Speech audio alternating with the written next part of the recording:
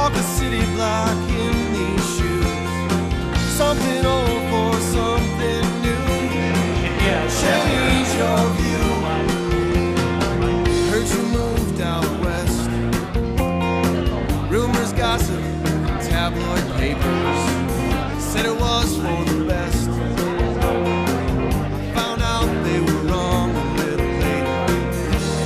Follow the sun on the rise. If you open your eyes, you can change your view. Walk a city block in these shoes. Something old for something new. Change your view.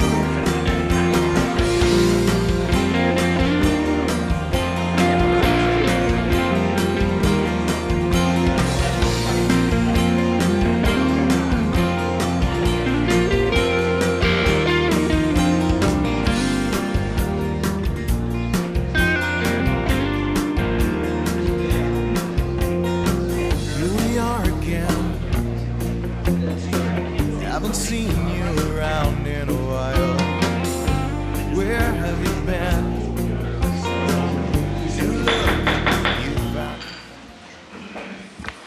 Good evening and welcome to the Planning and Zoning Commission meeting for the City of Des Moines for November 15th, 2012.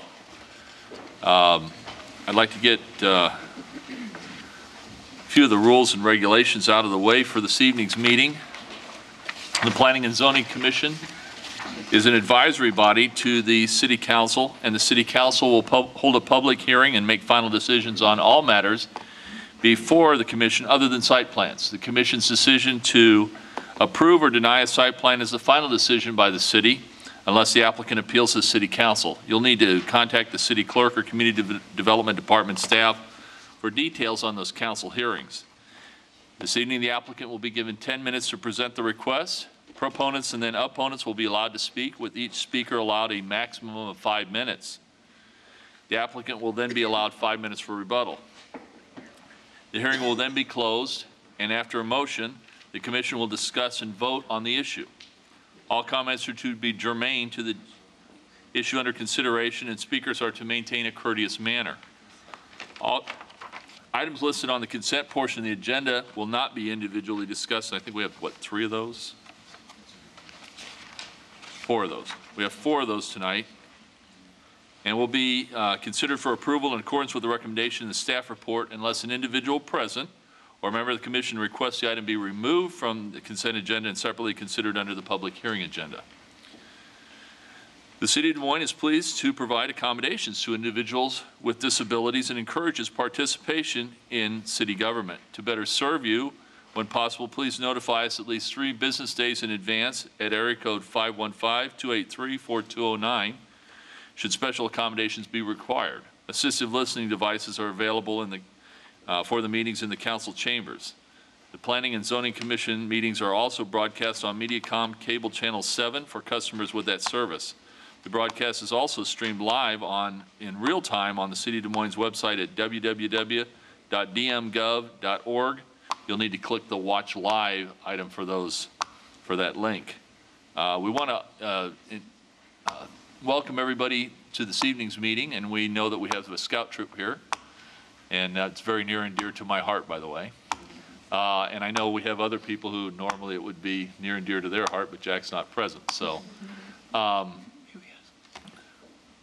yeah, if you guys could stand up, why don't you do that?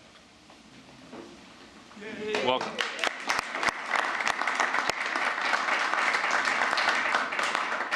Kathy, do you have quorum? Quorum being present, have a motion for the minutes. I move. Moved by committee. Comments, questions? You're going to abstain? All right. Any discussion? Sorry. Seeing none, all those in favor, please signify by raising your right hand. Opposed, same sign, with 1 abstention. Tim still abstains. He's still abstaining. One of these days he's going to get it right. Here we go. All right. We're going to go ahead and take up the consent items. Let me read through those so that everybody will understand where we're at. There's a request from SPTIHS Property Trust doing business as Union Park Health Services, represented by Dave Haggerty. And I understand, Eric, that they are asking for a continuance. Is that right? Yes, Mr. Chair. All right. Till the December 6th meeting. December 6th? Yeah, they Is there a still mo- weren't able to get their neighborhood meeting scheduled, so. Is there anyone here to speak on that particular item tonight? Speak in either favor or in opposition to that item? Seeing none, is there a motion? I move that consent. Move to continue it? All right. Everybody understand the motion? Any discussion? Seeing none, all those in favor, please signify. I'm sorry, do you want something? Oh, all those in favor, please signify by raising your right hand. Opposed, same sign. Acclamation, Kathy. Okay, then item number 2 is review and recommendation to City Council regarding a petition to establish the Ingersoll Grand Self-Supported Municipal Improvement District for operation and maintenance of the streetscape. Is there anyone here to speak in opposition to that item tonight? In opposition? Seeing none. Item number 3 is a City Council initiated request for determination as to whether the proposed First Amendment is a second restated urban revitalization plan for the citywide urban revitalization area to designate the River Point West area bounded by Southwest 9th Street on the east, Martin Luther King Jr. Parkway on the north, the Raccoon River on the south and west as a new sub-area within the downtown overlay district is in conformance with Des Moines 2020 Community Character Plan. Is there anyone here to speak in opposition to that item tonight? In opposition? Seeing none. Item number 4 is a request from St. Joseph's Catholic Church, 2214 East 34th Street, represented by Bill Coneth. Did I mess that up? I did. Sorry, Bill. For vacation of the east 12 feet of East 33rd Street from vacated Thompson Avenue to point 282 feet to the north. Is there anyone here to speak in opposition to that item tonight? In opposition? Seeing none, is there a motion? Move consent. All right. Got it, Ken? All right. Any discussion? Seeing none, all those in favor, please signify by raising your right hand. Opposed, same sign. Kathy, I'm going to abstain on number 2. Okay.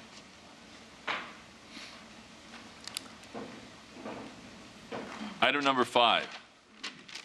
City Council initiated request for reconsideration of a request from Strollo Development, LLC, represented by Jennifer Carney, to rezone property located at 2419 Southeast 14th Street. The subject property is owned by Randall Boyd. Eric, are you presenting on that one, sir? Yes, Mr. Chair. Thank you, sir. The City Council has asked to bring this back in front of the Commission as a precautionary measure. Since you made your recommendation, the applicant revised their proposal to propose 22-foot setbacks along the street sides of the display lot rather than the 27, after looking at how they display the vehicles and realize that the fronts don't actually overhang. So they were wanting to make sure that they had more exposure. And what they did then was add additional area into the interior lot, landscaping, and added more plantings so that they were in excess of the minimum requirements. They also, since the last time you saw this, revised the planting scheme along the south. And again, this is a concept. They'll still have to come back with a site plan that would come in front of this commission. So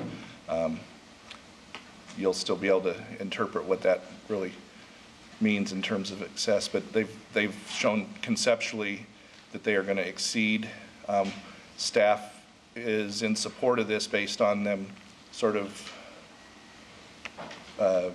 replacing what was being taken away from open space and placing an interior to the development. The other thought is that we do want to make sure that there wouldn't be any vehicle that would encroach then into that 22 feet. So we've added that stipulation. Now when you read it, it says setbacks in general. We want to make sure that that reads for the street side setbacks only. It wasn't really intended to change anything about how they were proposing how they were proposing to use these areas back here wasn't changing from the last time you saw it. So that condition wasn't directed at those setbacks. And Eric, that's understood by all the parties? Yes. Okay. And we'll have to revise the wording to make sure it reads correctly on the final documents. Okay, so if we put a motion in tonight, that will be the wording? Yes. All right. Any questions? Greg, did you have something? Okay. We have a revised name too, apparently. Okay. Eric, I have a question.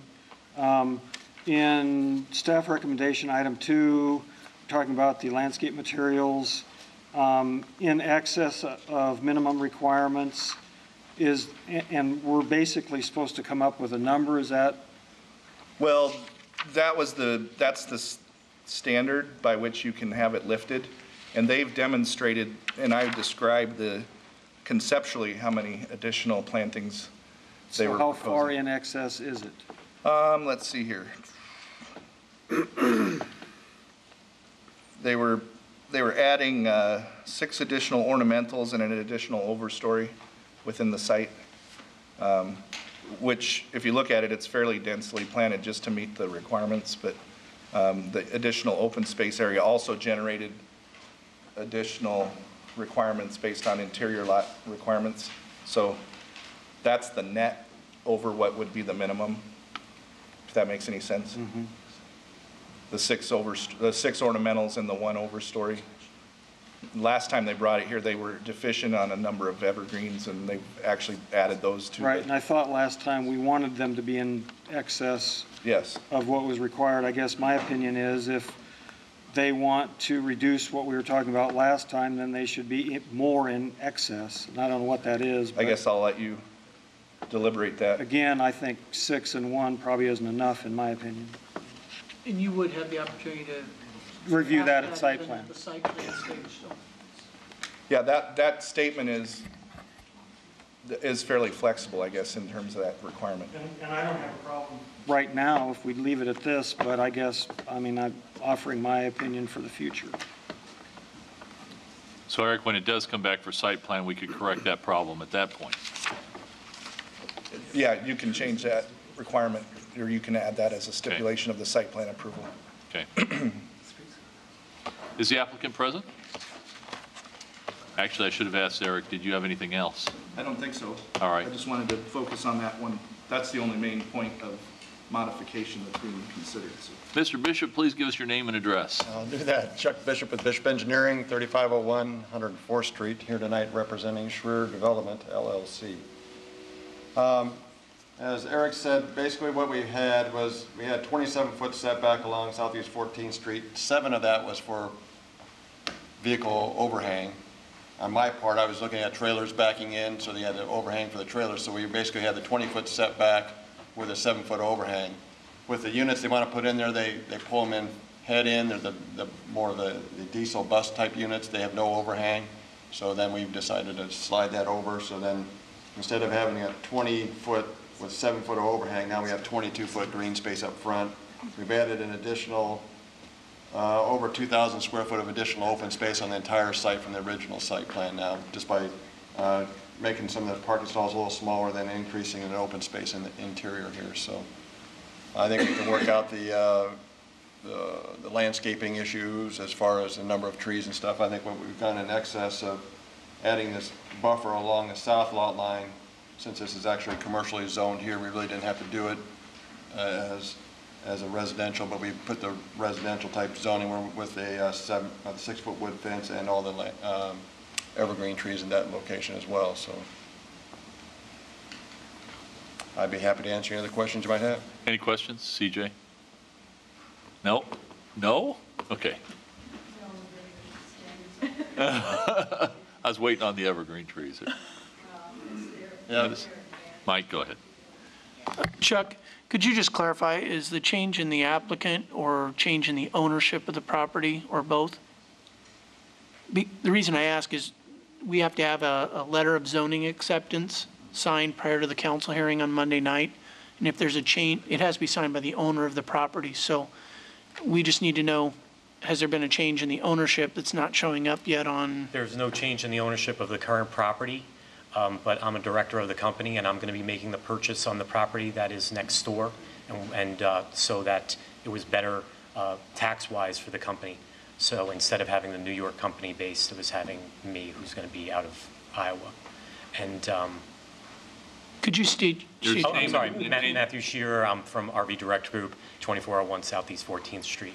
And so the Strollo development would still own the property that's adjacent, and then we would actively use this property altogether as one piece. So the transfer would be after the property's acquired, or after the zoning's acquired, I mean? I was going to purchase the property from Mr. Boyd directly. Okay. It's just that. So technically, Strollo still has to sign the letter of zoning acceptance Sure, and that on the could be property done. they own. That's no problem if you want it done that way. Okay. Clear on that? Title holder, any contract purchaser must sign. The title holder and any contract purchaser need to sign that letter of zoning acceptance. So Okay, that's fine. there will be a need for a quick turnaround on those signatures Yeah, before we can Monday have night, or those. else the council will have to continue their hearing. Okay. Okay, thank you. Any other questions? Seeing none. Mr. Bishop, anything else? No. All right. Thank you. Thank you. We're going to go ahead and open the public hearing. Is there anyone here to speak in favor of the application? In favor of the application, please come forward. Seeing none, is there anyone here to speak in opposition to the application? In opposition to the application? Seeing none, I'm going to go ahead and close the public hearing, Chuck, unless you want to have rebuttal time for yourself. All right. Not tonight. Is there a motion? All right, Mike's moving staff. Any discussion? I would have a friendly amendment, if possible, to reflect what Greg was saying, and to leave in the word "in excess," but then to add the phrase "and to exceed minimum requirements of the Des Moines," which emphasizes the fact that we're looking at not just something in excess, but we're looking for something to exceed as well, to underline the fact. Well, I think it says the same thing, but I'm fine with that. All right. You get that, Kathy?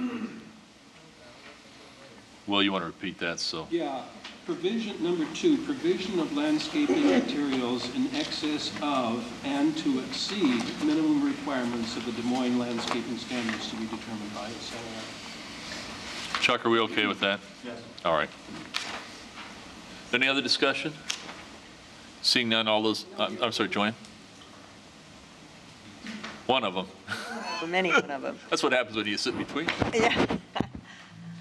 I'm afraid I'm not going to vote for this, and the reason why is that it seems like everybody that comes to the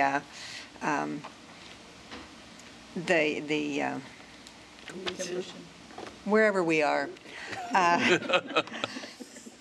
wants to do something. They want to tweak the overlay district. The overlay district is there for a purpose.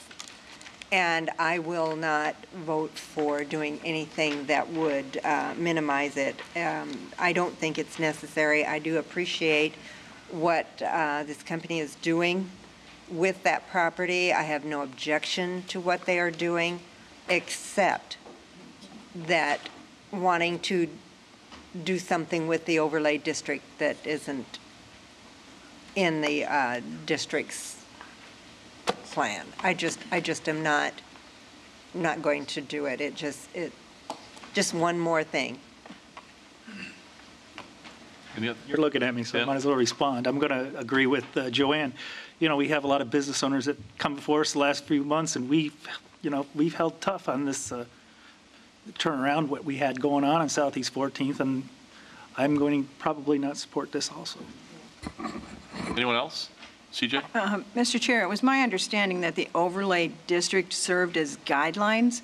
I specifically spoke to that when we approved it. So tweaking it 5 feet for someone who's doing a good job creating jobs and adding the kind of landscaping that we're looking for, I think we can be a little bit lenient, a couple feet. That's my opinion. Thank you. Anybody else? Okay. I'm going to call the question. All those in favor of staff's recommendation, please signify by raising your right hand. Hands down. Opposed? There are 3 of us. You get them? Joanne, Tim, and myself. Okay. It passes. Just clarify, that will go before the city council for the continued public hearing on Monday evening, and you'll be getting a letter from the legal department for those zoning conditions. Thank you. You need signatures tomorrow, right? We would need those by Monday, start of the hearing, 5 o'clock on Monday. Okay. Item number 6, which was continued from October 18th, is a request from David and LaDonna Walker for review and approval of a site plan for British Motors paving improvement under design guidelines for vehicle display lots on property located at 604 Southeast 6th Street and 517 Scott Avenue to allow expansion of an existing non-conforming vehicle display lot. The property is located in the downtown overlay district, requiring application of an administrative design guideline for that district. Eric, you're presenting on this one? Yes, Mr. Chair. Thank you, sir.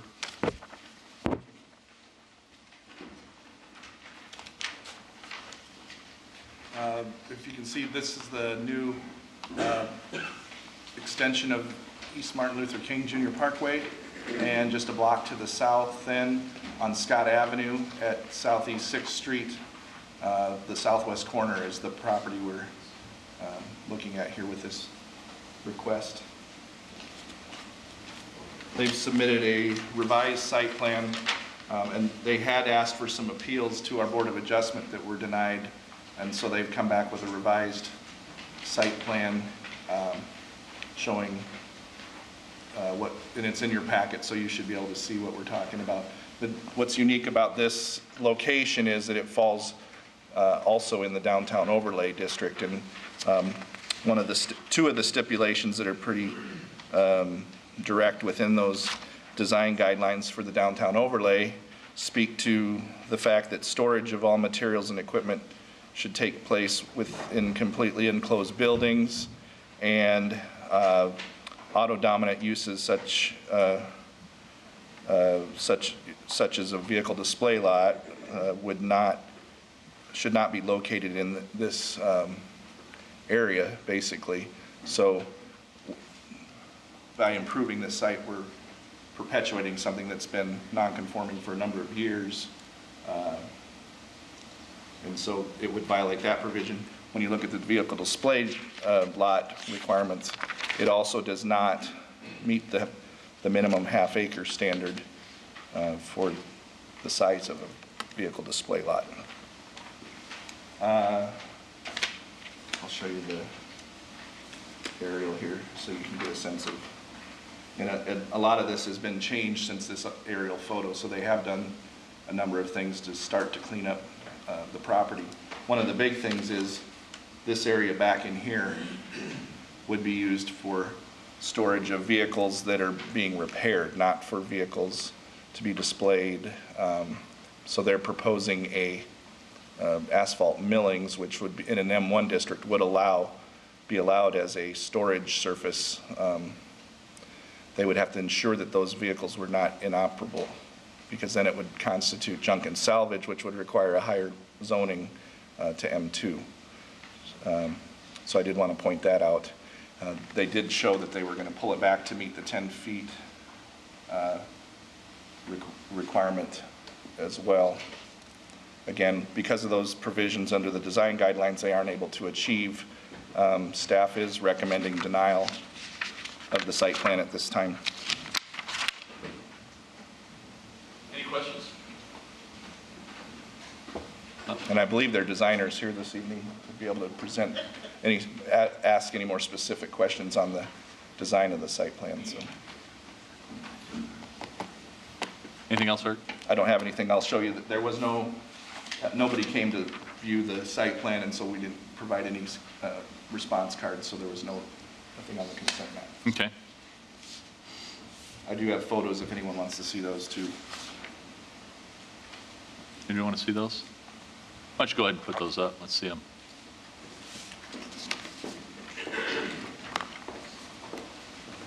This is looking at it from the intersection towards the southwest. So you can see there's a couple of buildings here. This is looking to the east, and I bet Will knows the name of that building right there. Settlement House. Probably knows the architect, too. Louise Noun's mother was. See, I believe this is the view from the south side of the, so they do have a opaque screen from the south. This property is residentially zoned to the south. There's an alley just to the west, and this is looking from the north down to the south down that alley. Is that actually an alley, or is it just on paper? It is. It's a public alley. So Okay. So you can see that here on the.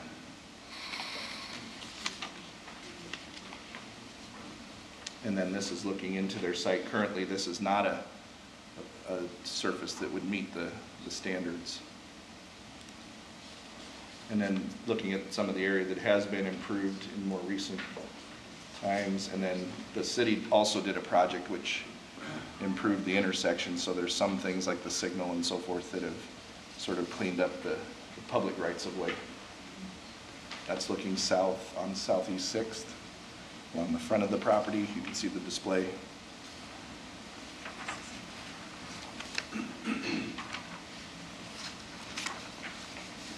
And this is looking from the south to the north on the alley.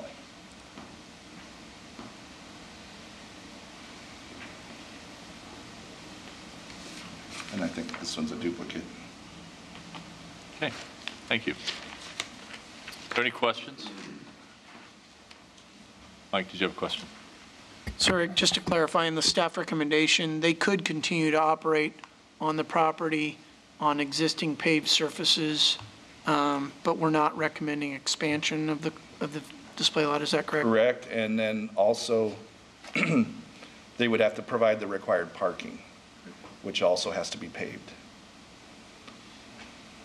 But we're not recommending expansion of the display area? Correct. Anything else, Eric? I don't have anything unless Okay, there's thank you. questions. Is the applicant present? If they would please come forward.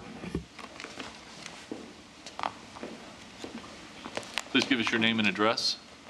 I'm an attorney for the clients. My name is Chris James, and I'm with the Davis Brown Law Firm at 215 10th Street. There's been a little bit of confusion with regard to the site plan and what we were seeking. Can you put the site plan back up? And somewhere along the lines, we certainly didn't ask for an expansion of the display lot, but it got put down as an expansion of the display lot. A little bit of history here. This originally came out of a consent order that was signed in an effort to get this cleaned up, and that's been my job with David and LaDonna Walker, is to get this site cleaned up, and we've done a lot of work to it since we started working. And the picture that showed a bunch of those cars, a lot of those are gone. In the space here, this was a big concern. There's no cars there anymore. We got rid of all the cars there. The planters here and here were mostly destroyed when the city came in and did the intersection. That's going to be taken care of. So we're not asking to expand the display lot. In fact, the client's intent is to do the exact opposite. His intent is to really discontinue the display. He's going to pick maybe one or two vehicles at a time to display on the existing grandfathered display lot that's currently in place, get rid of the others, and then we have enough parking. So we asked for a variance for 3 spaces, but that was denied, so we went ahead and found space for all 5. And so we're going to, so you see. So Curtis, let me ask you while you're doing, so you're not asking for any additional space at all? Is that what you're telling us? We are not asking for any additional space to display vehicles, absolutely. So why are we here? In I fact, think that the zoning officer has interpreted that the areas that were never allowed for display were being proposed. Now, I don't know if this most recent revision takes it back to something Well, that's what less I'm, than that's that. what I'm Yeah, wondering. we Do you talked- need additional time to talk to staff to work this well, out? we talked with Sue Ann Donovan Yeah, this is going to yesterday. be a matter of the zoning And officer. she hadn't even looked at the site plan. And so we said, look, you need to look at this, we don't want, I mean, we did with the court is the court said, you've got to get a dustless surface here. Curtis, let me ask you something. Are you asking for a continuance? Well, it's already been continued, we I would understand continue. it's already been continued, but it doesn't sound to me like it's all been put together. And if you're not asking for additional, If it's not something that requires the P and Z's That's action, exactly then right. it would be administratively reviewed, and there's other things about the site that wouldn't necessarily, that we would have to ensure met the administrative requirements. So if it wasn't an expansion, it might not come back in front of you. that's what I'm thinking. But they've exhausted their remedies on their zoning relief, unless they're going to challenge the zoning officer's determination. And I understand that, but what I'm saying is if he's not asking for additional, to expand, if he's not asking to expand, I don't know why we're here. And the zoning officer has a look. Okay, so Yeah, wouldn't and it I can't be, speak to exactly how recently we got this most recent version. okay, so wouldn't it be appropriate to continue this so that we can give him an opportunity to talk to the zoning officer? Yeah, I mean, if that's what the. And that's my question to you, Curtis. It's up to you. Well, if the only other option is for it to be denied, then we'll continue it so we can get it on the right page. Because we really agree on everything, it's just that they interpreted this as an expansion, which we clearly don't want, so. Okay. You're all right with the continuance? Well, it's an expansion of the site. fine. It's, what it's not is maybe an expansion of the display, and so we have to get the zoning officers. Okay. Technically, because we're putting in a dustless surface, that's considered an expansion of the current site Okay, plan. all right, that makes sense. I move continuance. Greg's moving to continue it? Yeah. Do you have opposition to that, if we continue this? No, it sounds like maybe we need to get together and Yeah, I figure think this out. all the pieces would be nice to come together. Okay. 6th, to December 6th. Greg, is that going to be adequate time? Eric? I can't speak to what the zoning officer's schedule is, but that would I be think we more could time. probably put it on the December 6th agenda. All right, sounds good. The sooner the better for us would be good. All right. Before we go into this, is there anyone here to speak in opposition to this item tonight? In opposition to the item? Is there anybody who wonders whether or not they're here for opposition? Okay. I just want to make sure, because we've had people come in afterwards and say, oh, I didn't want to do that, so. Okay, so seeing none, it's Greg's motion. Does everybody understand the motion to continue this matter till December 6th? All those in favor signify by raising your right hand. Opposed, same sign. It carries. We're going to continue this into December 6th. Very good, thank you. We'll look forward to seeing you then again, Curtis, if you have to come back. Okay, thank you.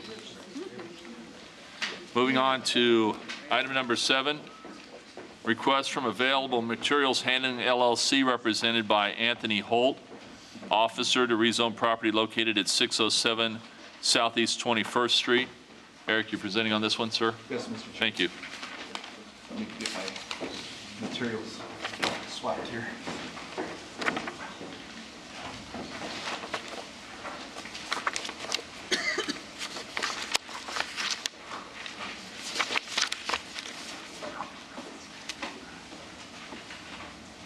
It's over here.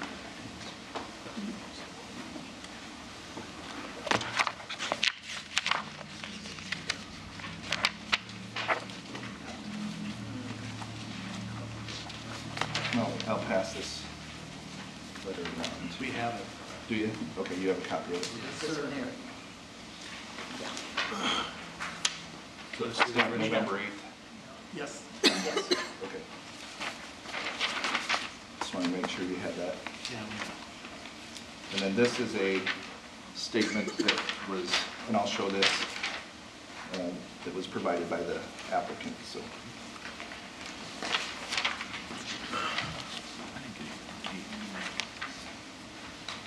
The subject property we're dealing with is this irregular shaped piece that you see in the golden hatching. And it's comprised of some different parcels. You might have recalled the vacation request for this L-shaped piece here recently. They are approved right now for a site plan to allow an outdoor storage yard for contractor's equipment, which is, they have a roll-off contractor's yard being constructed as we speak. You can see that the site is just east of the Kemin campus on the west. There's two railroads that sort of run along each side of it, running north to south. Scott Avenue is actually still a public street from the point where my pen is to the east. And then, so their main access to the site is through Maury Street, up southeast 22nd to Scott, and then their entrance would be from the north right here. This photo looks to the Kemin campus from the north end of the site and across the railroad there, looking southwest. This is looking more directly south. You can see they're doing earthwork on the site based on their approved site plan.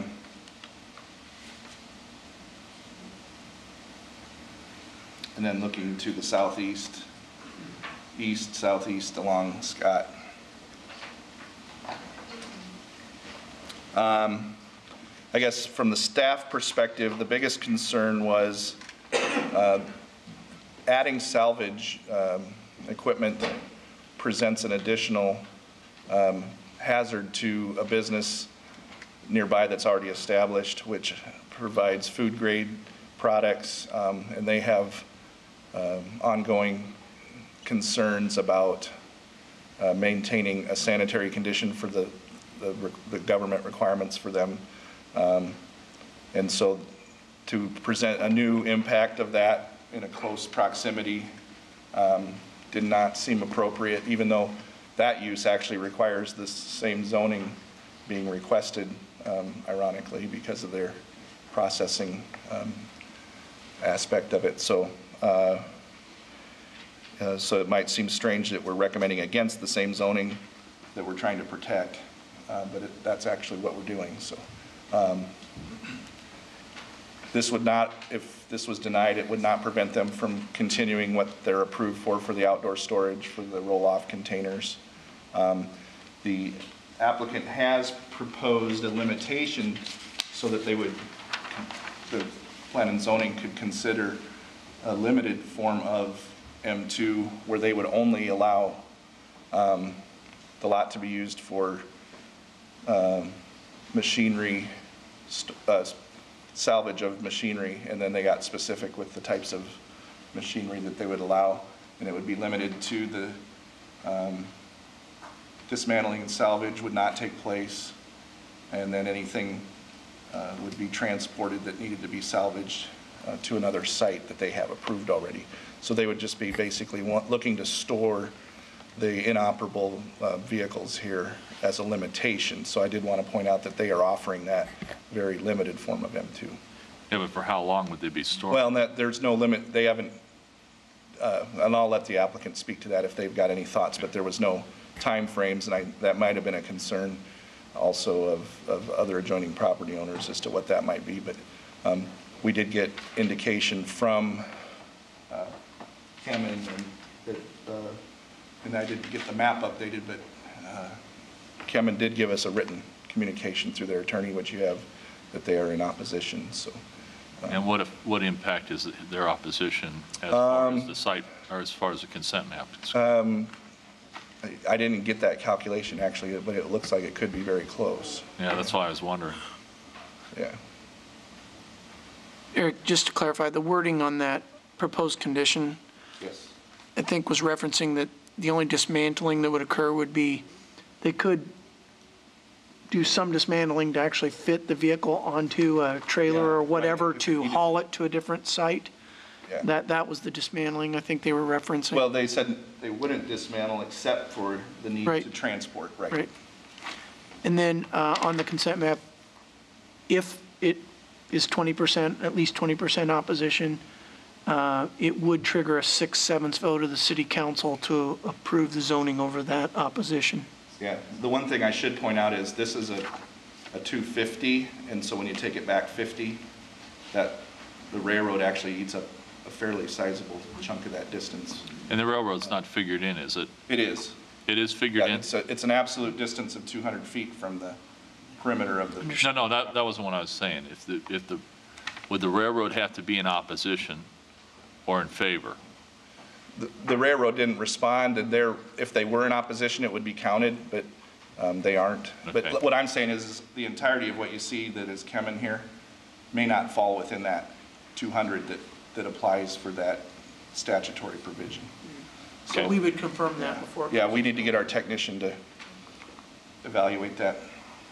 All right. Anything else, Eric? No, I don't have anything else. Any questions? Seeing none, could we get the applicant to please come forward? Give us your name and address. Thank you, Aaron.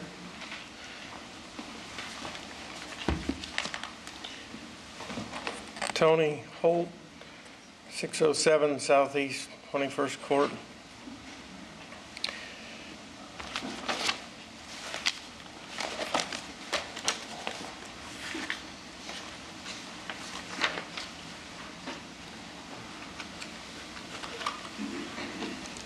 What really brings us here tonight is the difficulty for you and I to look at that rows of equipment and say what runs, what's operable and what's inoperable in that rows of equipment.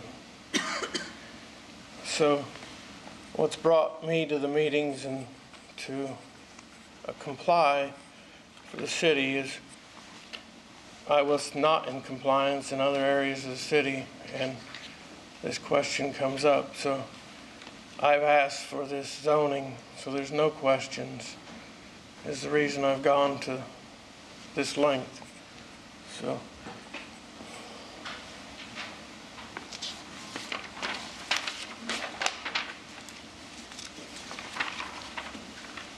little history of the property. As you probably know, it's been a nuisance for the city for many years. Caldwell Barrel Company and several pallet companies have operated here. It's been a site that the DNR's had to cite 2 or 3 times. The last time for landfill type waste.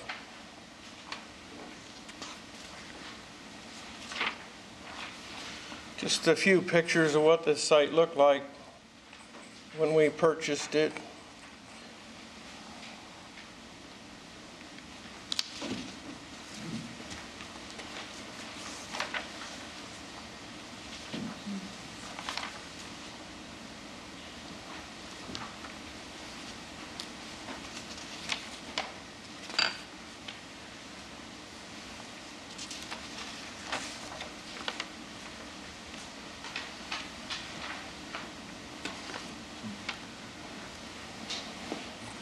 As a roll-off company, we did feel that we could clean this site up, help the city out.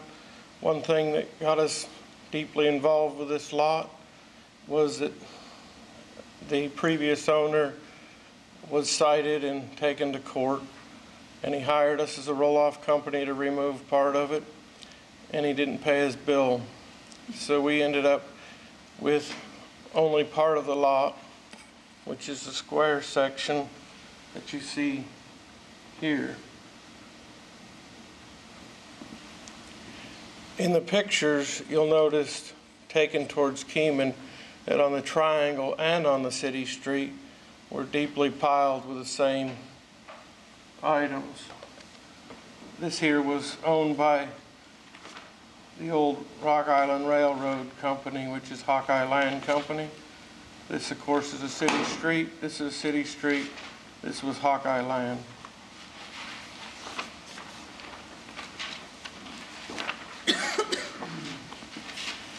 As you know, and as everyone knows, M2 ground is not available to buy.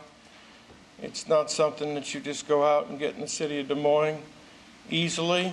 And even if you do get it, you still have to go before and approve what you're going to do. So looking over the city, looking over where we're at, what we had to do, we see M2 totally surrounding this property except in the back. We, as it pointed out in his sites, there's several sites around us. We have Wrench and Go across the street that just recently upgraded their facility, which is doing salvage and cars. You have Yaw's Auto that within the last 3 months also was expanded another acre of M2. You have salvage across the street from Yaw's, and you have Keeman themselves that was also granted M2. Also, in choosing this lot, we realized we had two boundaries, definite boundaries. One of them is the UP rail. UP rail right-of-way is 100 feet wide all the way along the road that separates us from Keeman. And on the other side, Norfolk Southern Line is not as wide.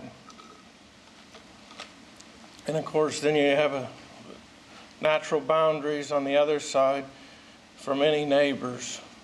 This lot is lower than both railroads. So the chance of anything draining off this lot onto somebody else's property is very, very unlikely. Sorry.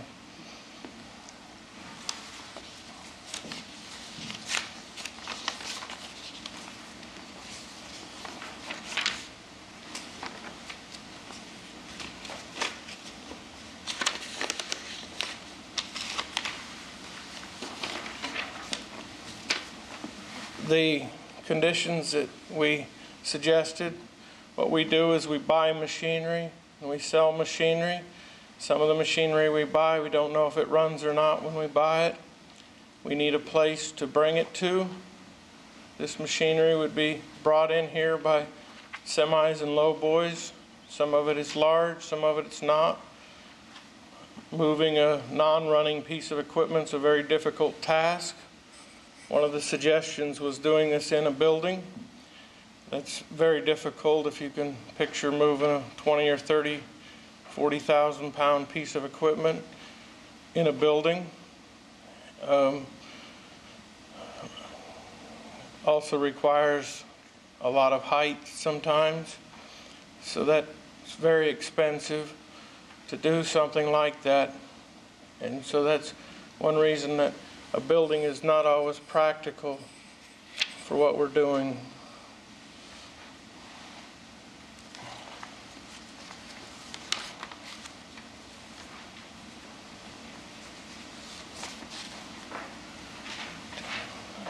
Don't know that I have much more. I realize that we called our neighbors. We've had a couple meetings with Keeman. We realize that there's some difficulty.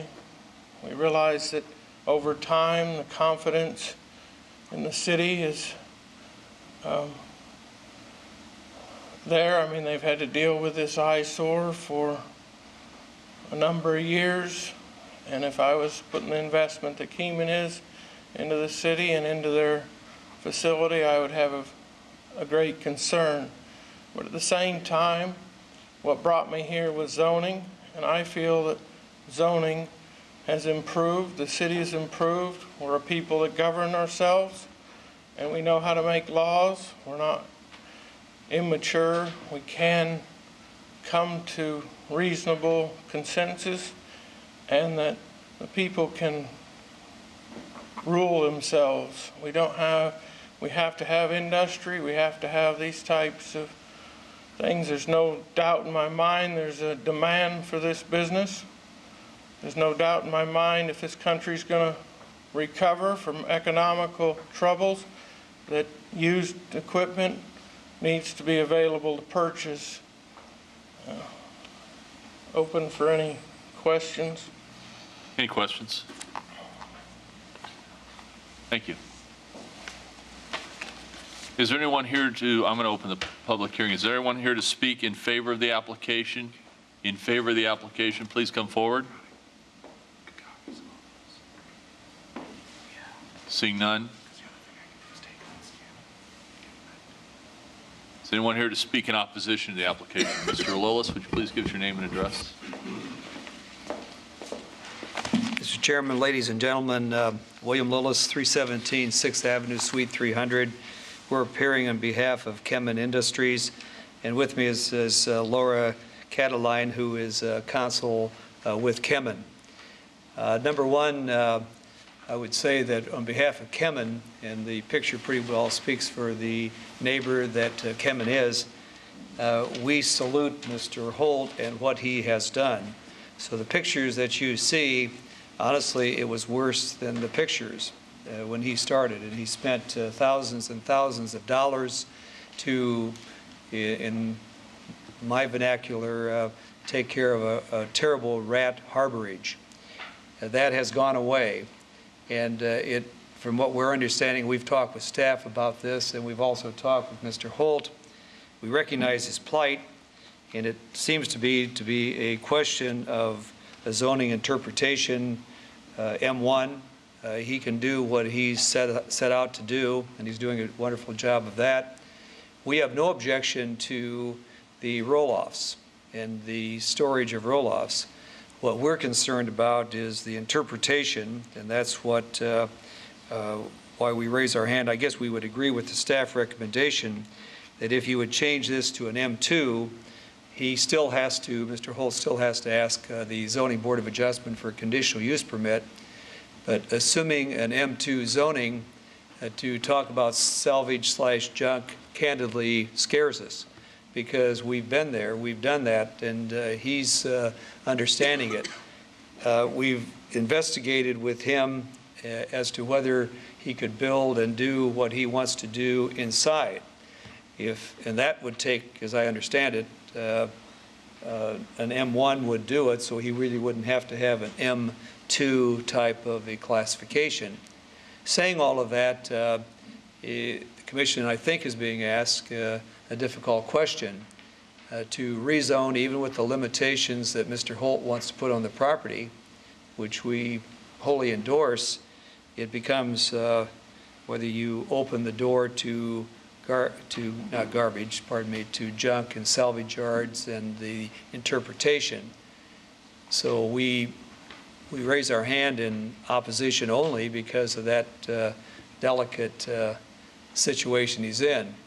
So I think if we're asked, are you for it or against it, I think we have to say we're against it because I'm not quite sure, in fairness to Mr. Holt, how you can nail it down to have the conditional zoning and so forth. But again, we can't say enough about what he has done. We simply don't need to have, with the significant investment that Kemen has made, and it's under construction for a huge new plant. We have environmental health requirements. Laura, who's with the Kemen legal department, can answer that much, much better than I can. We just don't dare take a chance because the federal government has given us a clean slate, and so we'd welcome questions that you have, but we'd have to stand in opposition to the request as it's stated. Inside, we're okay. If he could do that, bingo, we'd welcome that. Welcome questions of the Commission. Any questions? Ted? Thank you very much. You have, well, excuse me, Ted. Yeah, Bill. You saw the proposed restrictions that Mr. Holt wrote? We did. And is there any hope of consensus on that? I don't think so. I think the zoning enforcement officer, the staff has said, and is that you really walk such a fine line, because the minute you do any dismantling, you become a junkyard. Right. And now, if there's any way to define that in some other fashion, maybe it's a text amendment and to be specific as to exactly what Mr. Holt does. But to take the present ordinance as it's drafted with the limitations, I'm not sure how you could do it candidly. So that's our concern. And we want to be a good neighbor. Mr. Holt's been a wonderful neighbor. We've been glad to have him, very honestly. So he's to be congratulated for what he's done. Bill, and your understanding is that he can already do under M1 what he's requested, not for storage of, which you like to describe as a junkyard, but for the other things, the roll-offs, he already has the zoning for that. Yes, he does. And we have no objection to the roll-offs and the storage of that. But the minute he starts to assemble or take apart or whatever he does, then I think he falls under the interpretation, and I think I agree with it's a junk salvage operation, and that's the fine line that he's walking. Okay. Tim? Okay. Anyone else? Thank you, Bill. Thank you very much. Is there anyone else here to speak in opposition to the item? In opposition? Mr. Holt, do you need, I'm sorry.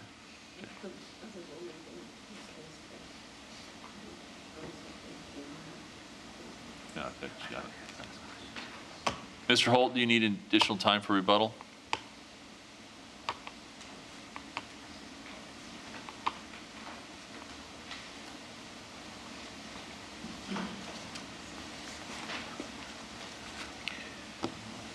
The only thing I'd really like to say is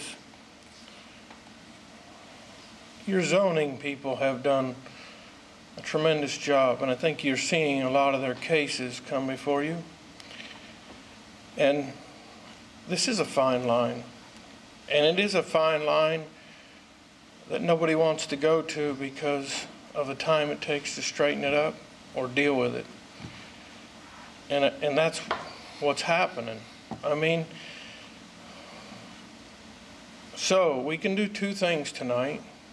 We can say, let's not deal with that problem, because if we just push all those industries out of Des Moines, we don't have to worry about them.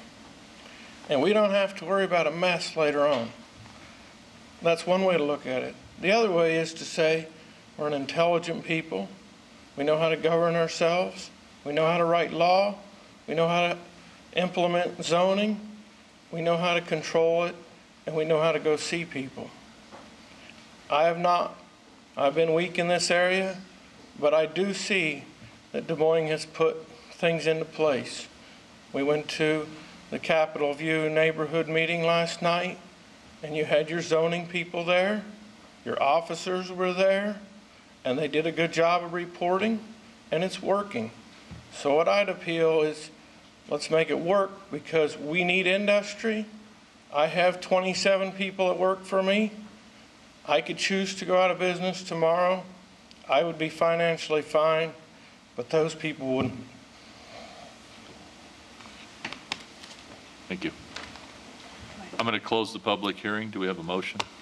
I just have a question. Oh, did you have a question, Mr. Holt, or? Or Eric, we're talking about contamination. What kind of contamination are we talking about? Oil, food, debris? What are we talking about?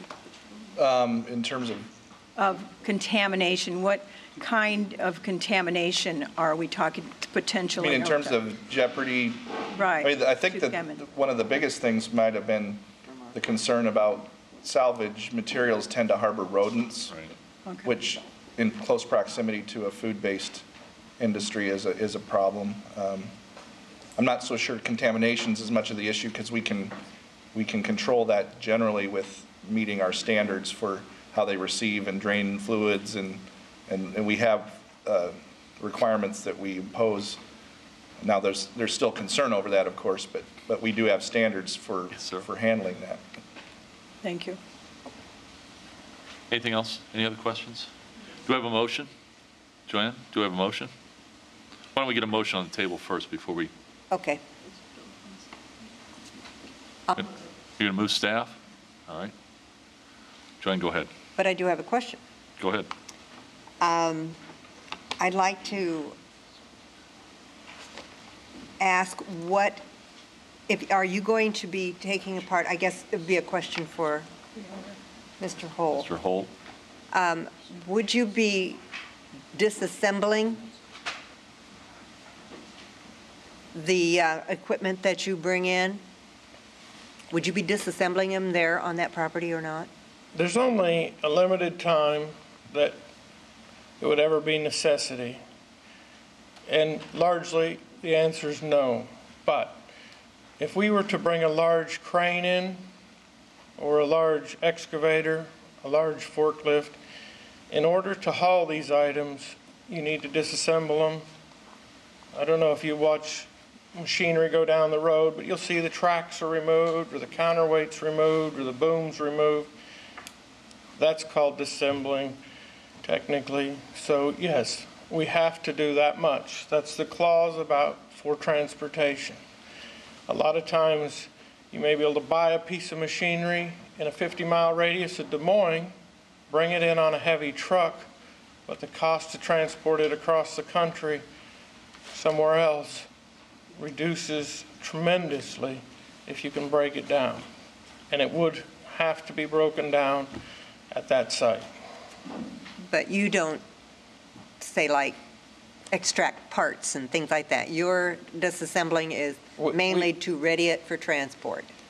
We in the past have done it, but we have purchased 5 acres in Pleasantville that was a salvage yard on the corner of 92 and 5. We've received zoning from Marion County, and we're developing that site for salvage and dismantling parts. Okay, but what you're going to be doing here is limited dismantling. That I is want to right. find out what it is you're actually going to, because I can certainly understand Kemen's Industries' thought about, not wanting a junkyard next door. But if you are going to be a very limited operation and that can be put into As I pointed out in the first picture, if I receive 5 machines on a flatbed load, or if I receive 3 machines on a flatbed load, my techs will look them over, they'll see what's wrong with them, they'll try to start them, and at that point we make a decision. Some of them are beyond repair, we'll move them to the other yards, we move them to other parts of the country. without any disassembly. Without any disassembling. Okay. I might withdraw my motion. So if somebody else wants to. So you are going to join them? Huh? I beg your pardon? Okay.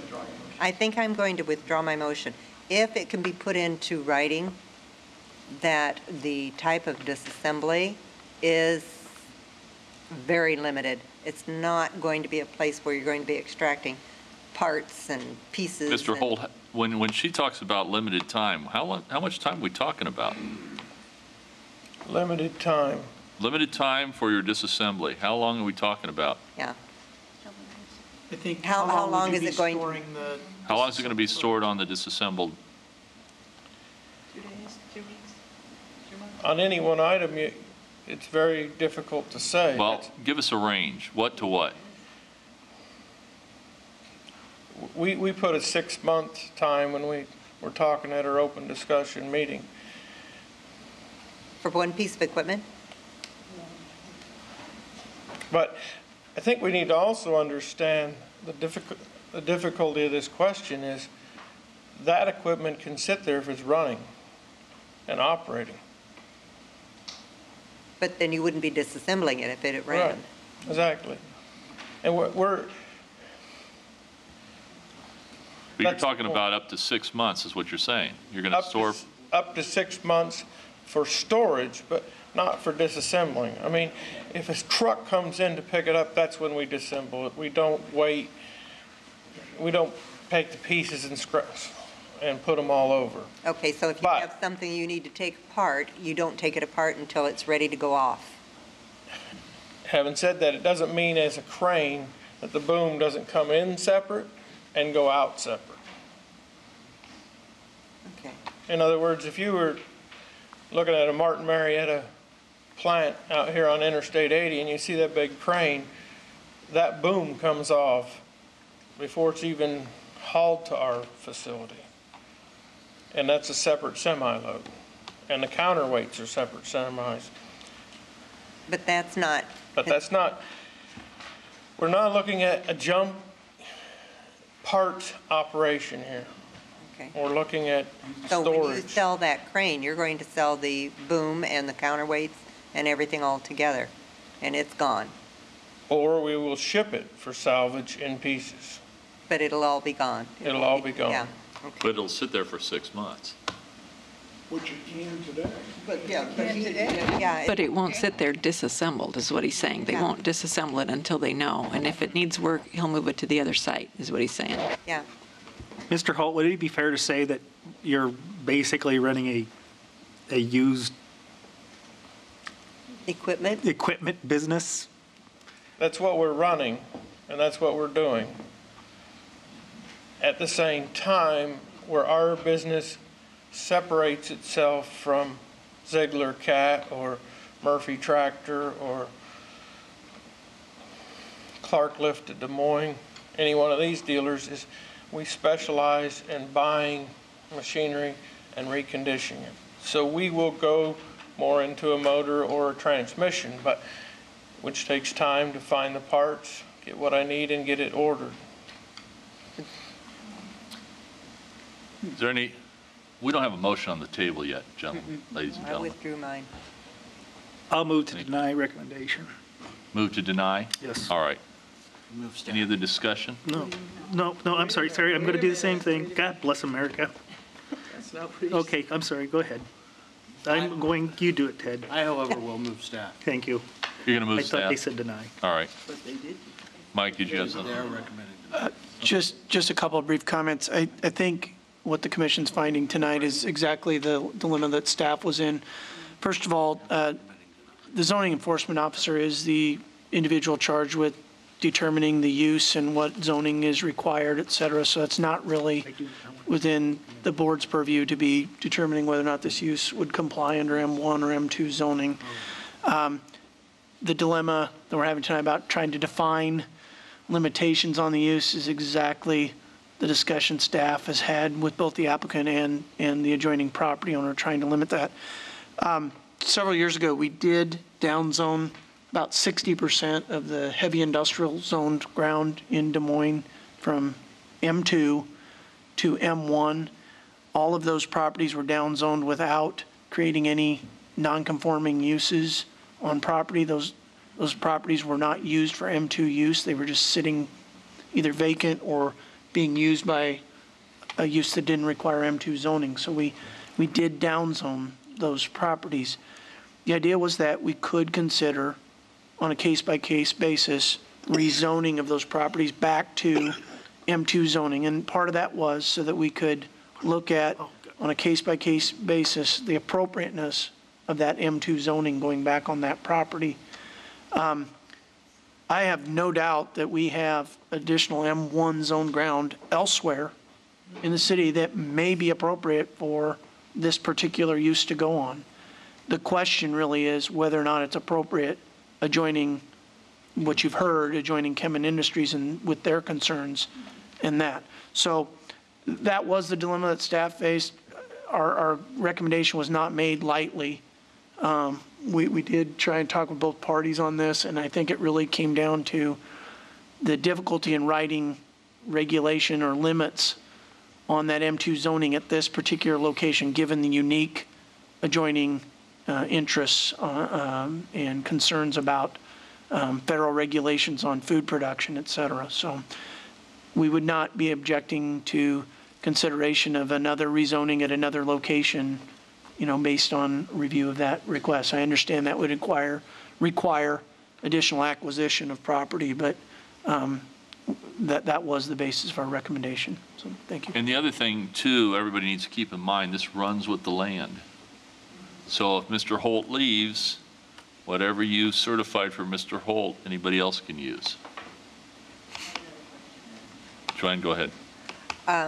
My question would be the kind of things you're asking us for, can it be done on your other properties?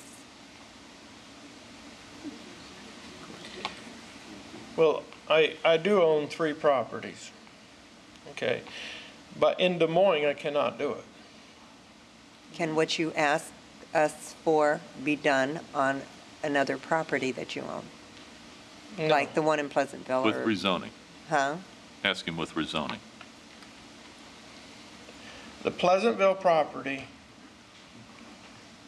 is zoned, M2 or M1? is zoned with their zoning with a salvage license.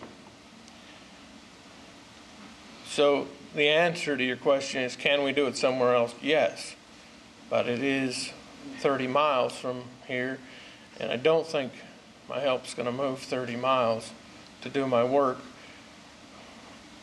But we do realize we not only have this case, I mean, to complicate it, we also have a piece of property that's under lease that is M2, that machines are stored at, that's been condemned. But that condemnation hearing takes place in 2 weeks. So we have machinery that we have no rear to move it to, and that's why the urgency thus to rezone this one. And as Sue Donovan says, right now I have no legal place to move to except out of the city. Any other questions?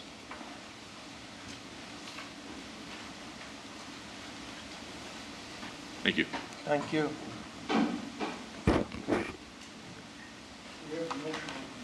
have a motion on the floor. Any other discussion? I guess I'm going to have to ask a couple of questions. First of all, Mr. Holt or Eric, when they had the neighborhood association meeting with Capitol View, did I not understand you to say that those individuals were okay with what the recommendations were for that particular site? I don't think that's I think Mr. Holt was mentioning that as a separate instance of experiencing the city's operation. Because this is not in because Capitol that's View. not in Capitol Right. View. Yeah, Okay, that's what I. Meeting wasn't relevant to this particular case. I think he was just saying he's seen government in work by going to another meeting for one of his other properties that he's. And Eric, so everybody's clear, it runs with the land, right? Whatever we do here today will run with this land in Correct, perpetuity. based on whatever might be accepted or just in straight So form. if Mr. Holt's not on the land, somebody else could run whatever operation they want. And following any limitations that might also. Okay, I guess the bottom line is it is a difficult kind of complex situation. We've dealt with difficult and complex situations before. It sounds to me like Mr. Holt has done a tremendous amount of work and that he is being commended for the efforts that he has made thus far. It sounds like he's trying to be a really good neighbor, and Kemen has recognized the fact that he has put forth a lot of effort there. I can understand their reservations about it. I think that Mr. Holt probably understands about that. So I guess for my personal view, I just, when you talk about, a business like that, trying to stay in business and to provide the service that is needed for the individuals that he is going to be working with, I think we need to take a look at it. So staff recommended denial, but I won't do that. I won't go along with that. That's what my. Any other discussion? Is it possible to grant the M2 with conditions? Because I think we've done that before with zoning. We've said we can zone it this with conditions. So could we restrict it against salvage and junk storage? Here's a concern I have, and Bill's standing over there, and I'm sure he would say the same thing. My concern is we have a business that's not there yet. We have a business that already exists, Kemen Industries. If we jeopardize Kemen Industries and jeopardize their development and jeopardize their current situation, are we any better off by putting a salvage operation, for lack of a better term, in there versus Kemin Industries? And I know that sounds pretty ridiculous, but that's kind of where we're at with this, folks. Not if we restrict salvage. Well, you know, I'm not the federal government, and I'm not the one making those sorts of decisions. And if we step in there and the federal government says, you can't do that, where are we at? I'd like to hear from staff. Kemin is zoned M2 also, correct? Yes. That's my problem. Can I make a comment? Go ahead, Ted. The reason why I'm moving staff is because of a concern over business mix. And I think that as we, you know, and Dan said it, that the, you know, Kemin is there and this isn't. The city, I think, has worked awfully hard to get the right kind of business mix and the right kind of places throughout the city. I think you see areas where historically it hasn't been successful, and the city's trying to fix that kind of thing with zoning and with the Economic Development Office and so on. I know that the Economic Development Office in the city was very much involved with the Kemin project for their expansion and so on, and very rightly so, in my opinion. I think that Mr. Holt is obviously a good citizen, and I think he's probably a pretty good operator. I believe him when he tells me he's going to do what he's going to do on this site or elsewhere. What I would recommend to Mr. Holt, if he was listening to me, for instance, to go to the Office of Economic Development at the city and say, okay, I can't be here. Where else can I be in the city? Because I'm going to lose my employees if you can't find me a spot. And I think that the Office of Economic Development would be very much interested in helping him do that. He wants to respond. Any other discussion? Could we, Mr. Chairman, could we respond to the question, the comments, particularly? You have a question? It's more of a comment. William Lillis again. The real concern of Kemin, so the commission is clear, and it's beyond our control and what we do. The FDA has unannounced examinations, inspections, and we're so fearful of, frankly, the rat harborage and any type of rats. They're not there now, to the credit of Mr. Holt and all of the area. With the cleanup, we don't have that problem. We are simply raising our hand, which we need to and do want to. We want to be a good neighbor to Mr. Holt, and he's been a good neighbor to us, ironically.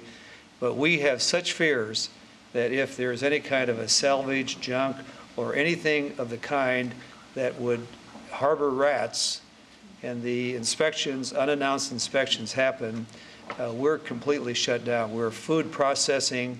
We are a required M2 use. We had to have M2 because of the nature of what we do, food processing requirements. So when the city zoned, before Kemin made their announcements and frankly made their plans to do the major expansion that they're doing now, we did ask to preserve, this commission and the council, to preserve the M2. We understand his plight. We simply don't know how you can tie it down, and short of some amendment to the ordinance which would still require the Board of Adjustment. So we are not taking this lightly. I know you don't either in your recommendation, but we simply have to object in the abundance of caution. Bill, let me ask you though, even if we adjust, let's say we change the resolution or change the statute, you still have the same problem with the federal government. We do. So it doesn't make any difference what we do to relax the standard. Yeah. You've got the federal government breathing down your back. That's the minute we have equipment there, candidly, we hate to say it, but it's tantamount to a rat harborage. And to invite that back, we just simply can't take a chance and don't want to take a chance because it's such a difficult situation. It would, we simply wouldn't, well, we don't want to go to lengths to stop it, but we simply would have to because we can't take the chance. So, thank you. Anybody else have any questions of Bill? I have a quick question. Like, I don't mean this in a bad way, but doesn't a food processing type place kind of attract rodents all on its own because of that type of work? No, it simply does not. Okay. No, we have to be I mean, you very, have very to clean. obviously repel them and get rid of them, but We'd welcome any of you to come look at the facility. I mean, it's broom clean. It really, truly, truly is, because it's laboratories, and we're quite proud of what we do. Plus, we're making how many million? I lost track, but it's a lot of, it's a huge, huge You could off the floor. So. I'd like to ask Mr. Holt a question, please. Mr. Holt? Mr. Holt, would you please answer the question with what you were going to say earlier when you raised your hand? Before I bought this property, or completely bought it, I can put it that way, I did go to economic development. I did lay out my thing, and I'm not condemning there's not enough staff and not enough money to do everything you need to do, and I understand that. But I had no response after a meeting at my place.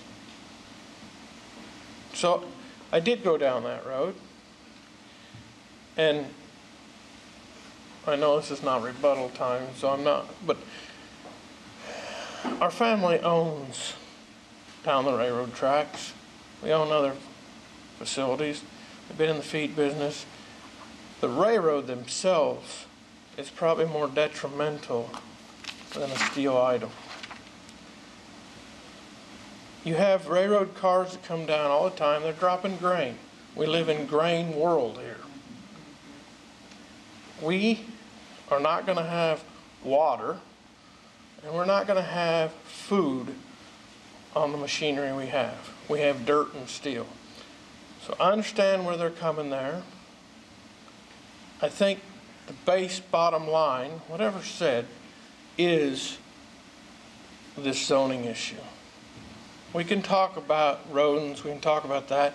It's not the real issue is what can happen after that. I mean, I respect Keeman, I respect everything they've done.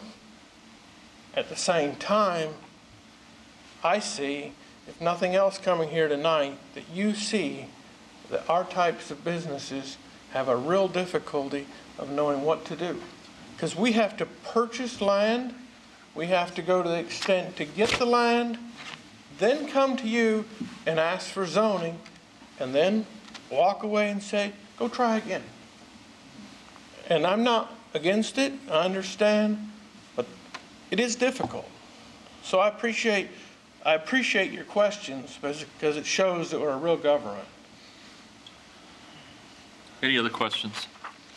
I'd like to vote, and I'm going to vote in opposition to the motion. Rats don't eat plate, steel, and cable. I understand the concern about zoning running with the land, but there's M2 all around us, and if we don't want M2, I think we should rezone again. I don't see the issue here. Okay. Any other discussion? Seeing none, I'm going to go ahead and close the public hearing if I already haven't done so. I did. And then we'll bring it to a vote. All those in favor of Ted's motion, everybody understand what the motion is? Ted's motion is to approve staff. To approve staff. The staff is, Denial. which is a denial. Everybody understand that? All those in favor of Ted's motion, please signify by raising your right hand. Opposed, same sign. 1, 2, 3. Okay. So it fails. Is there another motion? Jackie, Dan, and Ted. Jackie, Dan, and Ted were opposed. Sorry. All right. In favor, that'd be the easiest one. Jackie and Ted and I.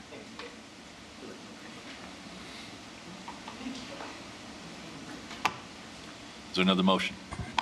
I move that we approve M2 with the restriction of no salvage and no junk storage, except for transportation. Eric? I just want to point out, our interpretation is that any inoperable vehicle there is considered junk and salvage, so you probably want to qualify that even. With a time limit for disassembling for transport. Well, I think what your intention is that they wouldn't dismantle other than for transportation. Is that what your intention is? No long-term storage of dismantled equipment. And no storage of salvage beyond a 6-month period? Yes. You know, and I also think I understand Mr. Holt is refurbishing these, so they may come in and he may have to have mechanics work on them. I think that's what he's talking about, refurbishing. So you've got to take apart a tractor to get its engine. No, I think you're going to work on them there also, Mr. Holt? And refurbish them, then move them out? Refurbishing will take place offsite. Okay. We have a facility, and we can do it at the other side. So you're just using this yard to turn them around? Okay. Thank you. Any further discussion? I guess I need to hear from staff if they're comfortable with this language. This language was proposed in meetings and was not acceptable to staff at the time. How could we amend it that it would be, that would work? Because the ability to go and track how long something has been stored on the property is we're not staffed to go out and monitor on an regular basis how long something's been stored. How about if we worded it that it was for display of equipment only and Then you transport? Use. That's not what he's proposing to do on the property. He's proposing to dismantle and store for a period of 6 months, and that was the issue that we dealt with. Well, he's wanting to dismantle only for transportation. He's indicated he would store dismantled parts for up to 6 months on the property.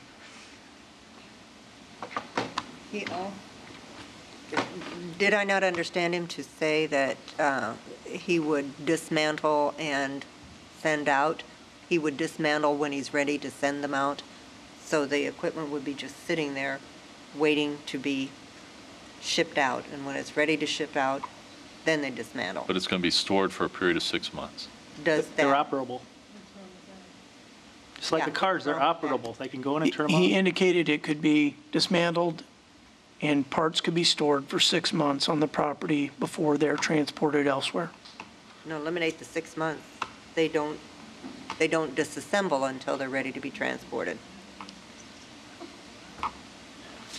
Again, that requires us to track when things are being dismantled I on the think we're property. trying to solve something that we can't solve. Right. We need staff and zoning enforcement. We can't pass something that zoning enforcement's going to go out and say you're in violation without knowing. I don't know.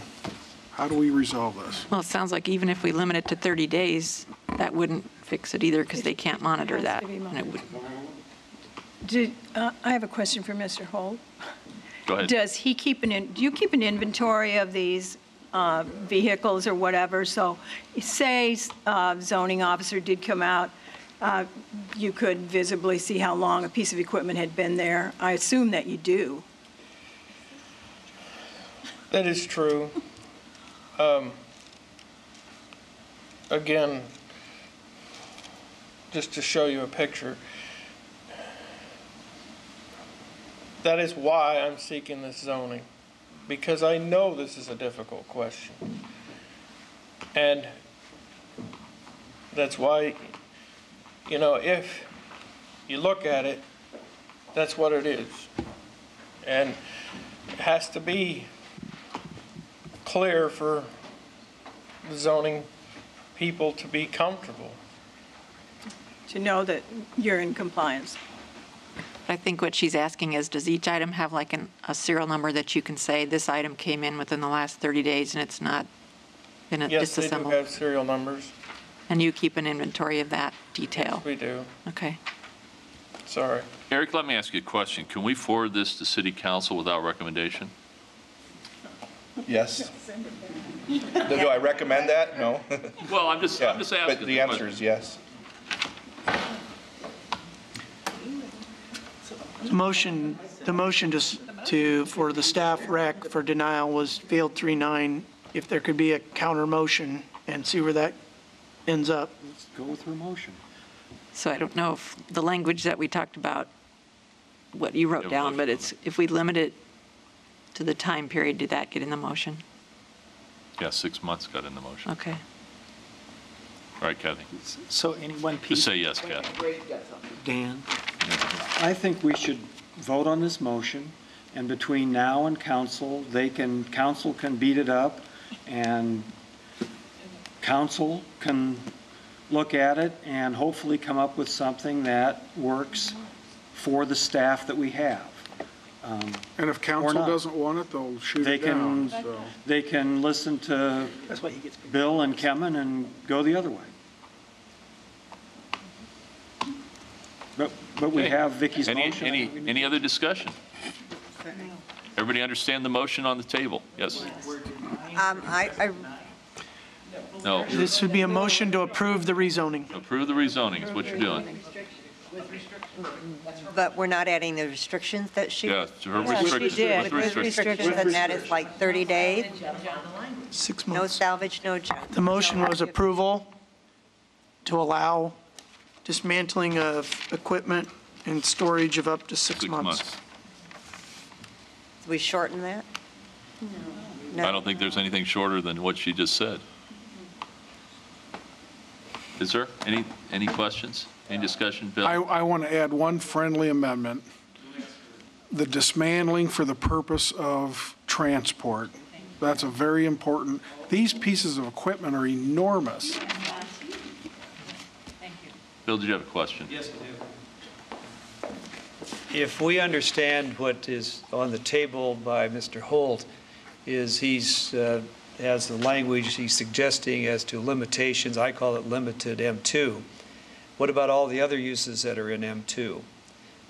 We haven't gone through the laundry list of those M2 uses that could constitute a rat harborage. He's not taking all of those other uses out, if I understand his text, I think which is a only major word concern that also to us. Take care of that. Our understanding, Bill, is the motion is on the table would be strictly for the purposes that we set forth. So it'd be M2 for only that M2 purpose. for just that one For use. just that as one use. with that No other language. uses would be allowed. I want to be sure that that's All right, clear. I see your point. So do we need to put restricted use in that? No, that would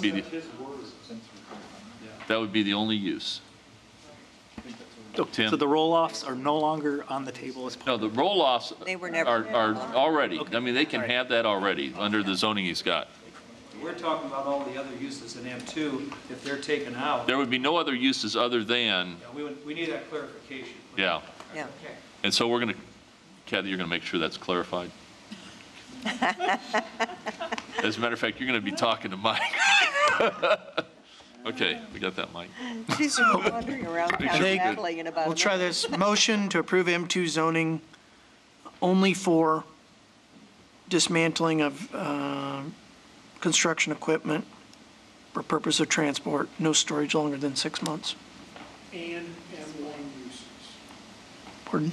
And M1 uses. Yeah. Well, you'd retain M1s anyway, right? And what uses, yeah. Okay. So M2 zoning subject to M1 uses and dismantling of construction equipment for transport, no storage longer than 6 months. Only. Yeah, only is a good one. M1 uses and dismantling of construction equipment for purpose of transport with no storage longer than 6 months. Okay. Any discussion? Are we good? Okay. All those in favor of the motion, please signify by raising your right hand. Opposed? It's still 9-3. Yep. It's the same. It's the same. Okay, thank you. That does pass. It'll be moving on to council. When is the date set for council? Yeah, I want to watch that.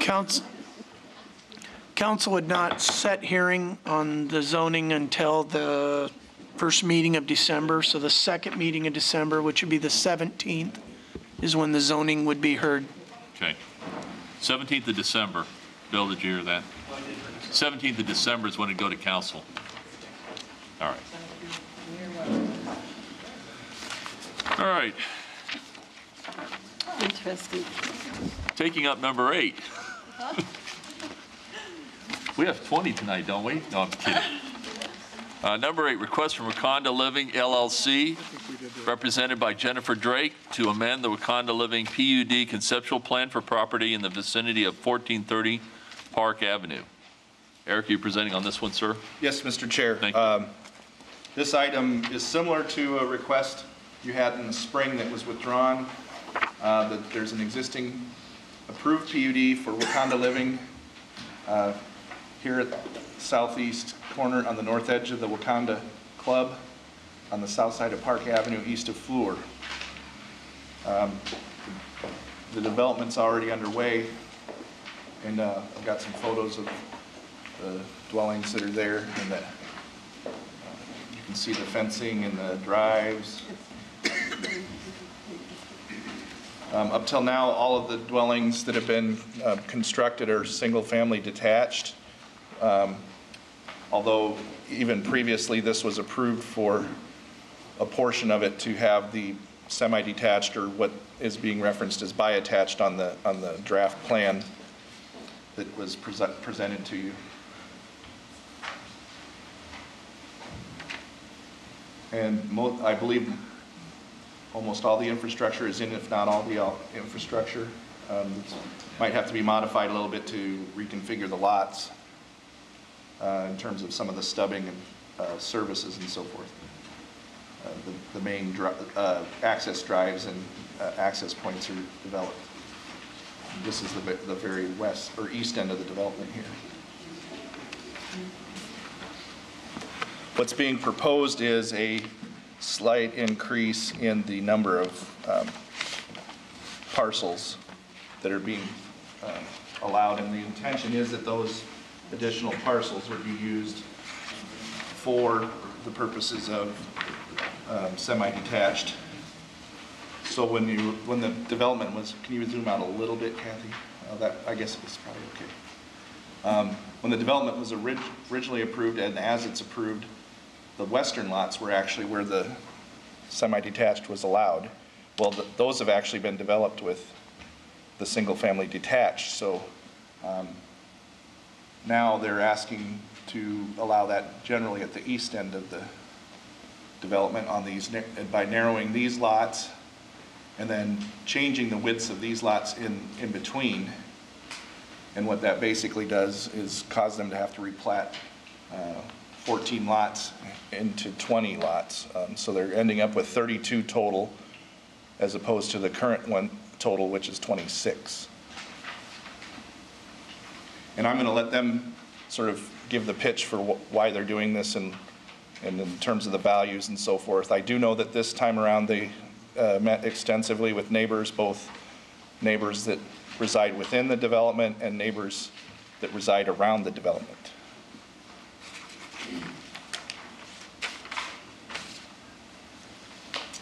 They do propose to use the same material palette. So they aren't really adjusting anything about the requirements for architecture for any of these. The only difference would be they could have a common wall on the units that would be, and where those could be located are being shown at the eastern edge of the development.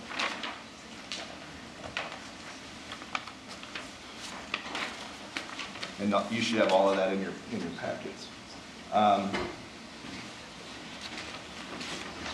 This shows some of the drawings that they showed the neighbors as to how this might look when it's all built out. So you kind of have this middle area where you're also going to have detached units, and then the eastern phase, it looks like they're going to have up to 12 units that would be in the what we call under our zoning semi-detached, but they're calling them bi-attached.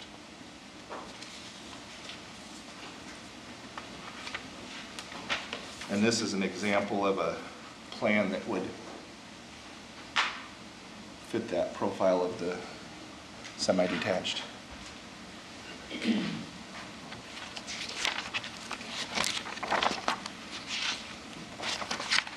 In reviewing this, staff did not believe that the impacts were going to really change in terms of the development of the additional units. We're going to generate a few more trips daily, perhaps, but the capacity of Park Avenue. Likely wouldn't see any effect from that. Our traffic transportation staff indicated it would probably have no observable difference. Do we have a report from traffic and transportation? They didn't even ask for a report. Who didn't ask for a report? Traffic and transportation. They didn't think the significance of the 6 additional lots was going to trigger the need for a full traffic analysis. So who made? I'm trying to figure that out. Who made that determination? We didn't obviously make that determination, right? Not yet. City traffic engineer did not require a traffic study when they came in for a pre-application meeting. All right. I'm sorry. I believe initially when this was approved as a PUD, they did ask for that because there was questions about where to place the driveways, and none of that's being changed or requested to be changed.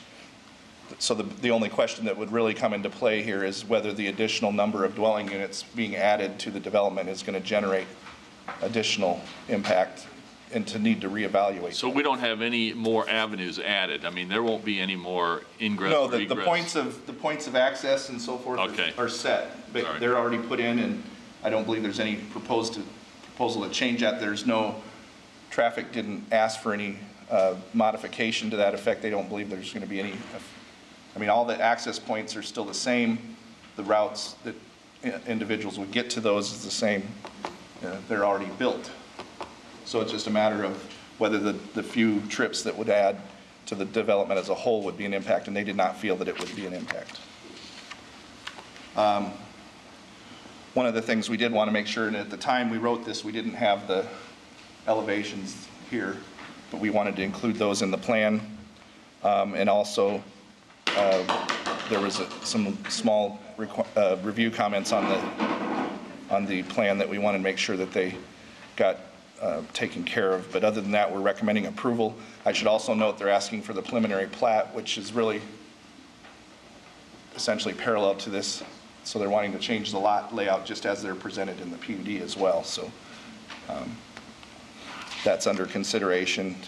That final plat would also go to council then to replat those. So is this a platting request then? It's both a change to the conceptual plan in Part B, and then a approval of the plat that would reflect that in Part C.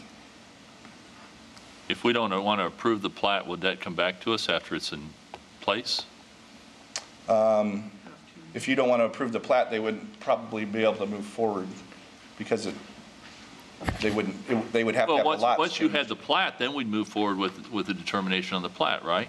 Well, I see what you're saying. Normally you would get a plat following this, but in this case they're running it concurrently. Okay. So that, and they would like to be able to get the final plat to the council. What's unique about this is that the information in the plat doesn't differ much from what's in the conceptual plan. So. And I understand that, but what I'm trying to find out is, can they change the plat once we If they approve wanted it to here? change the plat, they'd also probably have to come back and change the conceptual plan. I think the plat could be conditioned on the zoning being approved. Oh, yes, yes. Thank you. Yes, I'm sorry. Okay. Yeah, I see what you're saying.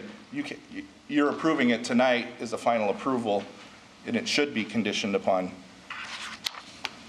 getting the zoning approved by the city council. Right. Okay, thank you.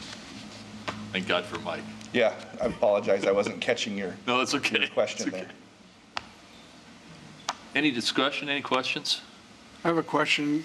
Does the city have a response from the club? I know that was an issue the last time. Yes, we did, and I think that's one of the cards that's coming to you, Mike. Yes. Okay. So, yeah, and I'll show you the consent map here. Was that the same gentleman that addressed us last time this came before us?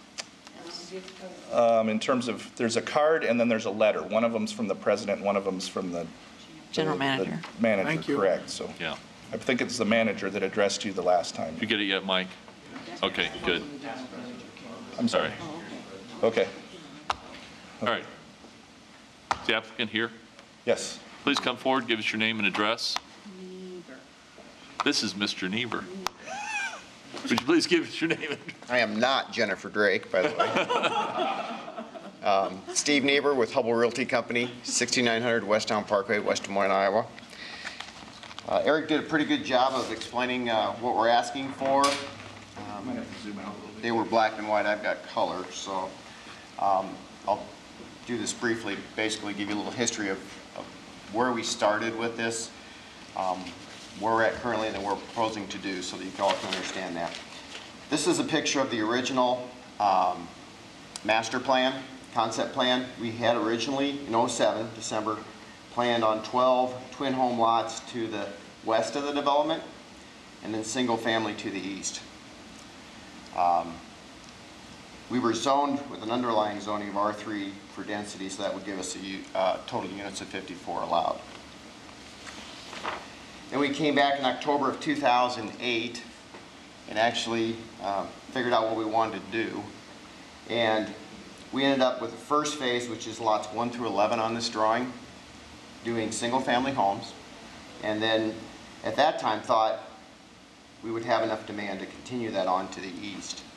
So since 2008, we've been marketing these first 11 homes. I think we've sold in that almost 6 years, we've sold 7 of them.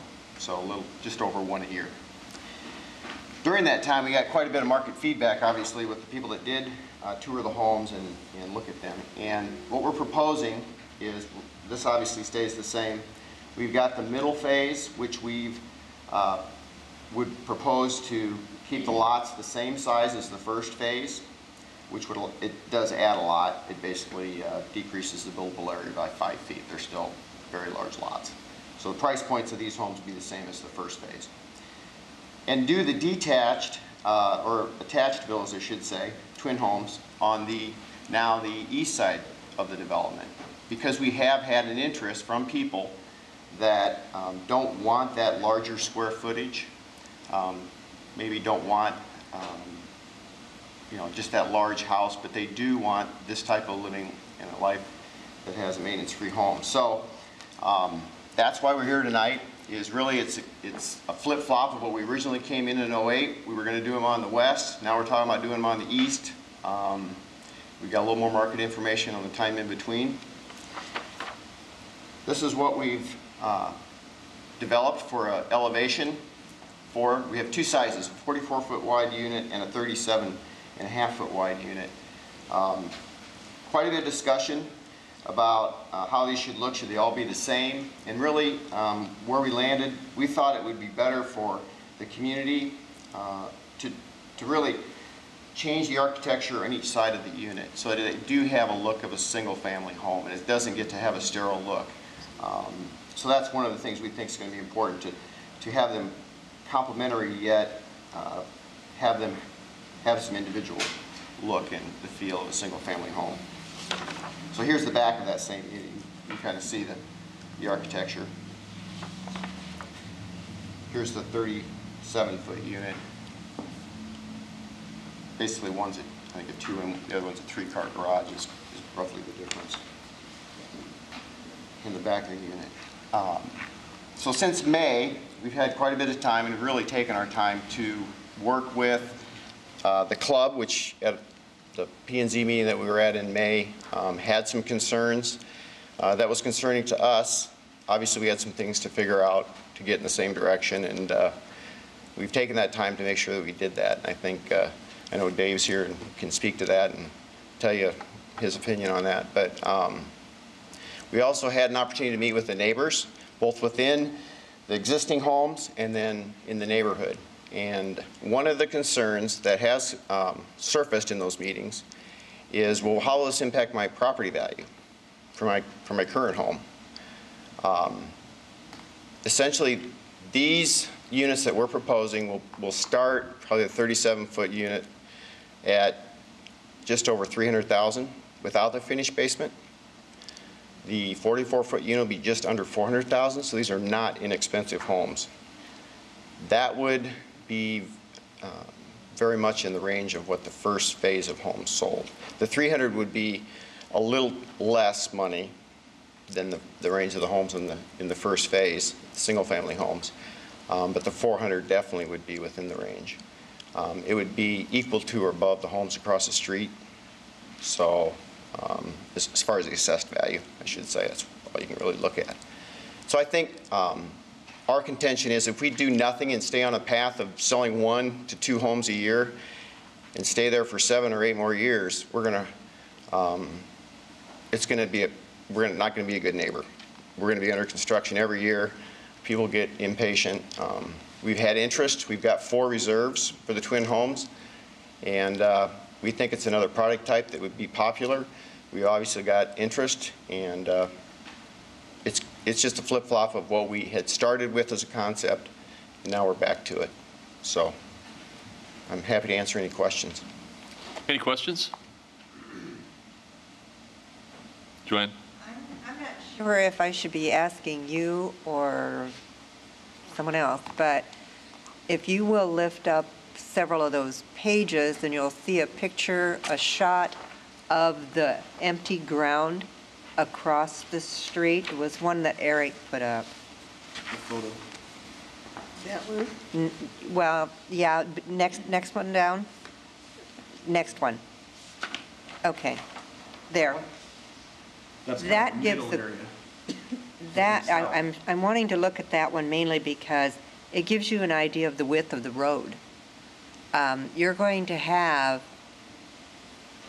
a lot of people exiting at that one gate, and there are 2 driveways almost directly across the street from that gate, and it's, or very close, one of them's almost across, and it's not a wide street. It doesn't widen until it gets closer to Fleur Drive. I'm just wondering about, I mean, I love the project. I think the project is just fine. Just so we're clear, we're only adding, we're going from 26 lots in there originally to 32. We're at about 6 homes. I know, but that's 12 going out that one gate. But when we did the traffic study, those twin homes were in that study because that was part of our original. Did a traffic study? I was understanding that no traffic study was done. When the original PUD was put in place. The original was only had 6 homes to begin with. No. Let me make sure I don't think we're communicating. So here's the original master plan. Okay. We had 12 twin home lots on the west. Okay, well, that doesn't bother me because they've got their own gate. But when you get down to the other end, originally you didn't have that many homes going out. This is a 2-way gate. You can come in or come out that gate. Yeah. And this gate down here is basically set up for exit only. Mm-hmm. It just seems like they need to do something about getting the people in and out of that gate. Because I don't know of any complaints that we've received. I'm having a little bit, like Dan says, heartburn about the traffic on that street. There's a lot of traffic on that street that has nothing to do with these homes. When we did the traffic study, all I can say is, and I appreciate your statements, I just want to make the point that this was part of what was in the traffic study. So I think, yes, we're increasing it by 6. Staff, Mike, you can correct me if I'm wrong, has looked at that and said it's just not a significant amount given the trips that could have been generated from this site and still. Yeah. Well, I think I had the same problem. Steve, I don't think she has a concern about necessarily your project, but the traffic and transportation ought to look on Park, period. Okay. Yeah. I don't think that's beyond, anyway. Anything else? Appreciate it. No, I'm here to answer any questions. Any other questions? Thank you. Thank you. Thanks, Steve. Is there anyone here to speak in favor of the application? In favor of the application, please come forward. Should have said we're going to open the public hearing. Anyone in favor?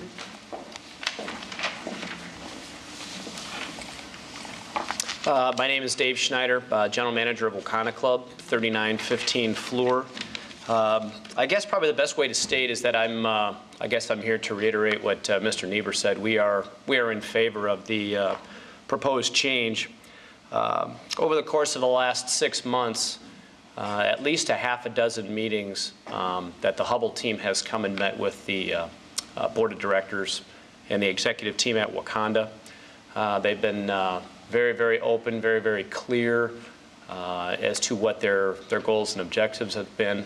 That is quite a bit of a change leading up to the previous planning and zoning meeting. So We're very, very detailed in regards to what are the units going to look like from the, excuse me, from the north looking to, I'm sorry, from the north looking south. Our board spent many, many hours reviewing their entire proposal and very, very thorough in their explanations from the rear elevation and the north elevation. And after everything being considered, I've been asked to represent the Wakanda board that they are in favor of their proposed conceptual change. So, thank you. Thank you. I have a couple of Before you questions. leave, any questions? I have a couple. You say the Wakanda board was in favor. How about the membership? I know there's been times where the board was in favor, but the membership has been split. Could you address that first? That's a fair question. I guess the board of directors, they represent the membership. That's correct. There was not an all-member meeting on this topic, but there was when the land was sold 5 years ago. So that's a fair question, but they, Okay, and which then is not uncommon for many of the topics at the club. Okay, this is pretty major. My second question is in regard to the tournament that you're going to be holding, I think in 3 years. Do you anticipate that this project is going to be finished and the construction will be out of the way for that? I know we don't want anything to interfere or hamper that. Have you discussed that with the Hubble folks? Actually, the tournament starts in May. Oh, well. So, no, that's been, I don't want to speak on behalf of Hubble, but I think the original concept, or the initial thought, I should say, is that the staging of the Principal Charity Classic and the entry and the exit of the folks that'll be coming for the tournament will be on the undeveloped portion of that land.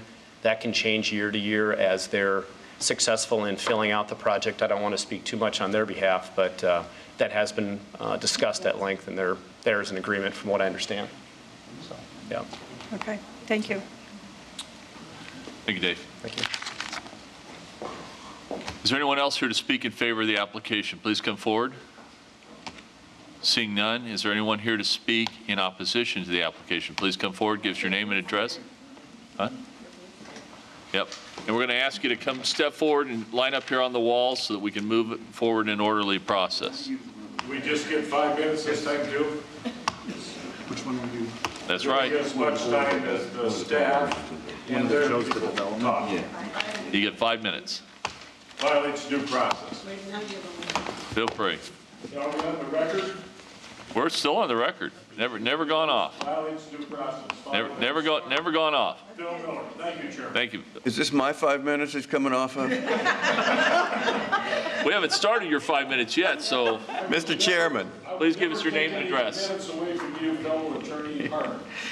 Mr. Chairman, ladies and gentlemen of the commission, my name is Henry Harmon. I live at 3131 Fleur Drive, sometimes known as the Park Fleur. It is right across the street from this development. I rise to bring 2 points to this body that I think dictate against this the amendment which they're asking to do to their plan. First of all, has to do with the traffic, and I don't know if I know how to use this adequately, but there are two driveways to this project. One we refer to as the western driveway. It's down here someplace. Yeah, you can just point right on that. Okay, and then there's an eastern driveway, which is up here. Further to the east from you. Okay, it's even further to the east. The point I wish to raise is this driveway right here is a problem, or we think it can be a problem, because it is very, very close to the crest of the hill, which is just on east of that driveway. That road carries 35 miles an hour, and the line of sight there, when you come over that hill, is very short.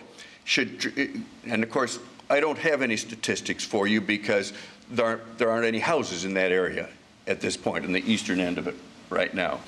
But to add to the number of people that are living there and the number of cars coming and going from there adds to the problem that is right there on Park Avenue.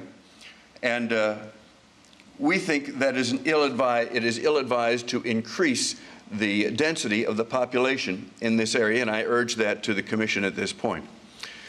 The other point I wish to make is that this change in what they're allowed to do further changes and is an additional change to the nature of the neighborhood that is there. This is a long, well-established neighborhood that is there of good-sized homes on large lots, large wooded lots. Now, I can't do anything about there isn't any wood on the woods in the lots that that the Hubbles now have, but that is a part of the neighborhood, and that's what it is.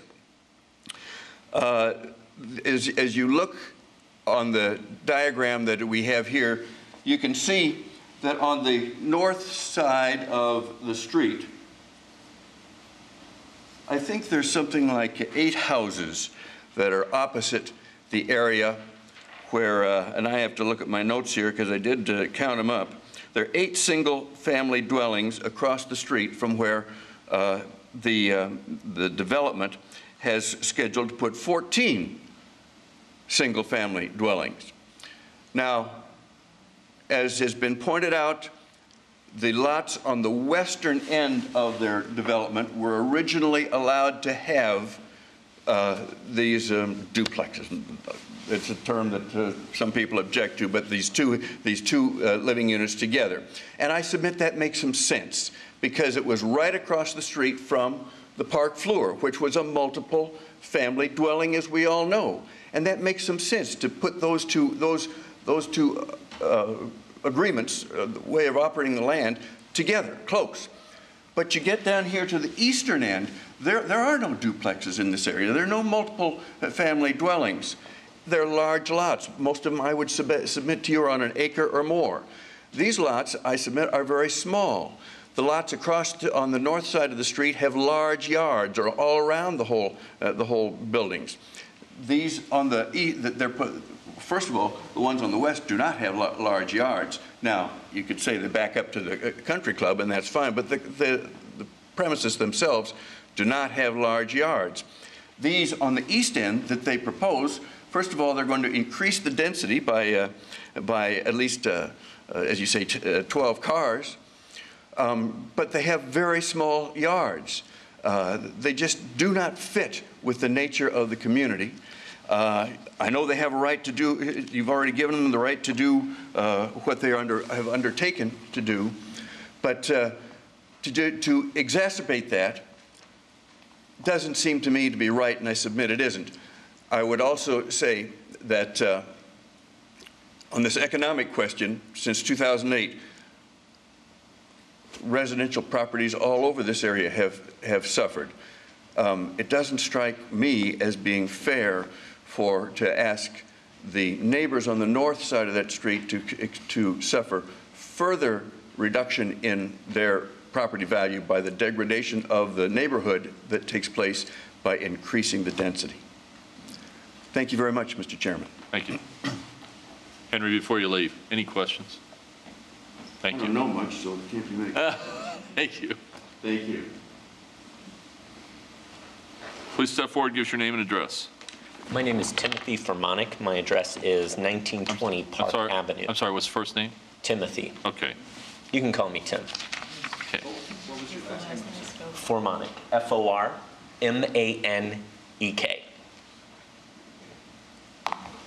A little history about myself. I'm actually a Des Moines native. I grew up here in Des Moines on the east side of town.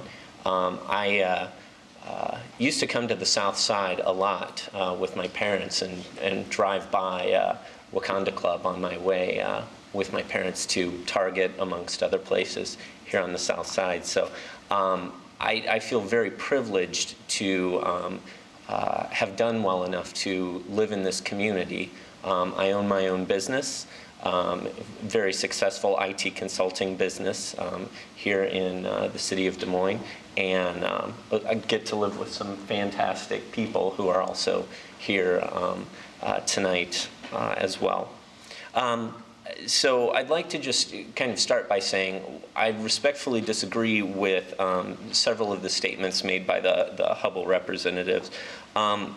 So while Hubble has been working with Wakanda Club, the course, since May on this, This was not something that was brought formally to the attention of the people who had already purchased property there until the announcement of the Principal Charity Classic, which again I'd like to come back to in just a moment.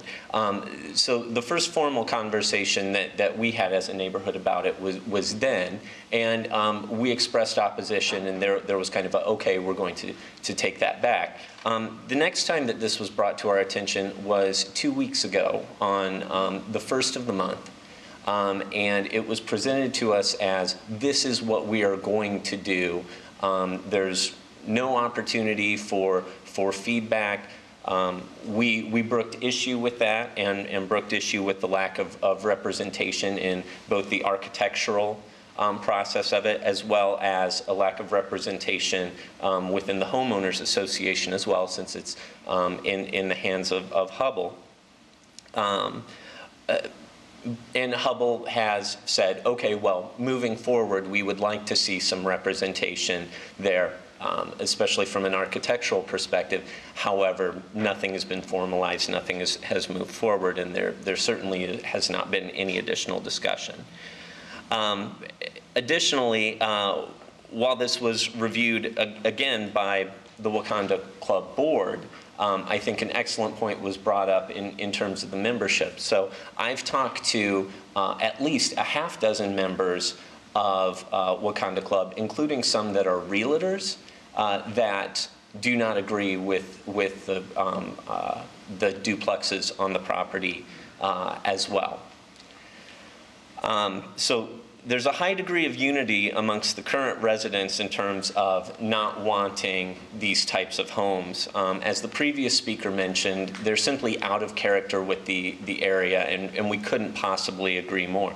Further, looking at the architectural style that's been presented to you with 2 homes representing different styles sharing a common wall, it's and pardon me if I'm humorous about this, but it almost looks as if, you know, some sort of geological issue has occurred that has caused 2 homes to collide with one another.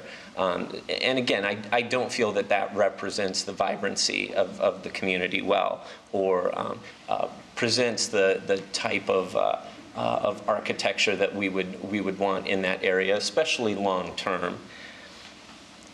I think when Hubble represented their numbers in terms of sales as well, since the announcement of the Principal Charity Classic, there's been a lot of sales activity. In fact, my understanding is that in talking with Sharon, one of the realtors today, is that they have yet another offer pending on the model home today, which would leave only 1 lot available in the present set of plats.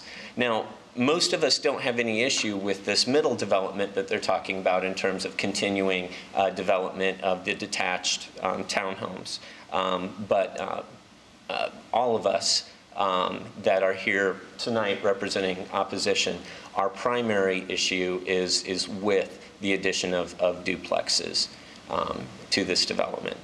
I'd just like to wrap up my comments by saying that the neighborhood that I grew up in here in eastern Des Moines went through a similar thing in the 70s.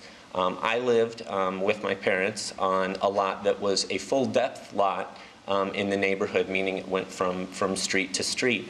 In the late 70s, some developers came in and put some duplexes then on the next sets of lots down and increase the density. Tim, we're going to give you about another minute. Okay. And that's had a very negative effect on that neighborhood, not so much in the near term, you know, throughout, say, the early 80s. But again, you know, my parents still live there today, and it's quite frankly a blight on the neighborhood, what's happened there.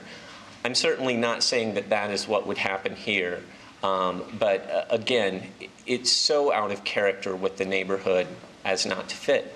I can cite another example simply up the hill. So Hubble also has the Druid Hill development, which consists primarily of homes, well, actually solely of homes with common elements to them.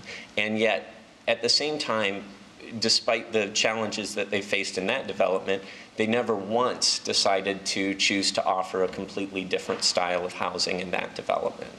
So again, I simply don't feel that this fits. We would love to have more neighbors, but I share the concerns of density and what that's going to do to traffic. Thank you, Tim. Thank you.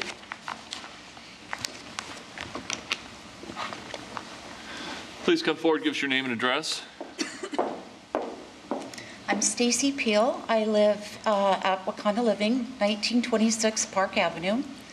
I am here as a homeowner, but also as the Vice President of the Homeowners Association. On that topic, I would like to state that the majority of the homeowners are against this proposal. We do not want duplexes. We feel that it compromises the integrity of our community. As a homeowner, my husband and I, we lived in West Des Moines for 12 years. We moved to Des Moines. We were very excited to move into Des Moines, to be in this area of town, in the Grays Lake neighborhood, with all of the great things they're doing there. And now it's turning into something different than what we expected. Architecturally, these homes look like ours from the outside, but they are still duplexes. And at one of our meetings, when asked about the center lots that could potentially serve as a buffer between our single-family homes and the duplexes, we asked Hubble if at some point they would consider just carrying the duplexes on towards the west. They said they cannot predict the future. It could happen that way. We could be here a year from now having the same conversation, and this community would be a lot of duplexes and 7 single-family homes. And that would also affect the traffic pattern a lot. So, thank you. Just a minute, Stacy. Any questions? Okay, thank you. Please come forward, give us your name and address.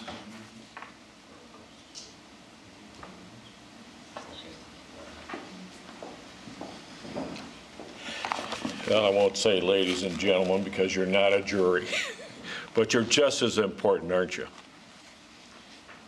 First of all, I would like to make this part of the records just a little 1 through 9. I'm Phil Miller, as you know from last time.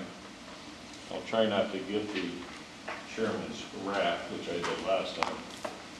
I do have a kind of a typed out statement here. I know you probably don't have time to read it, but maybe you can look at it instead of listen to me.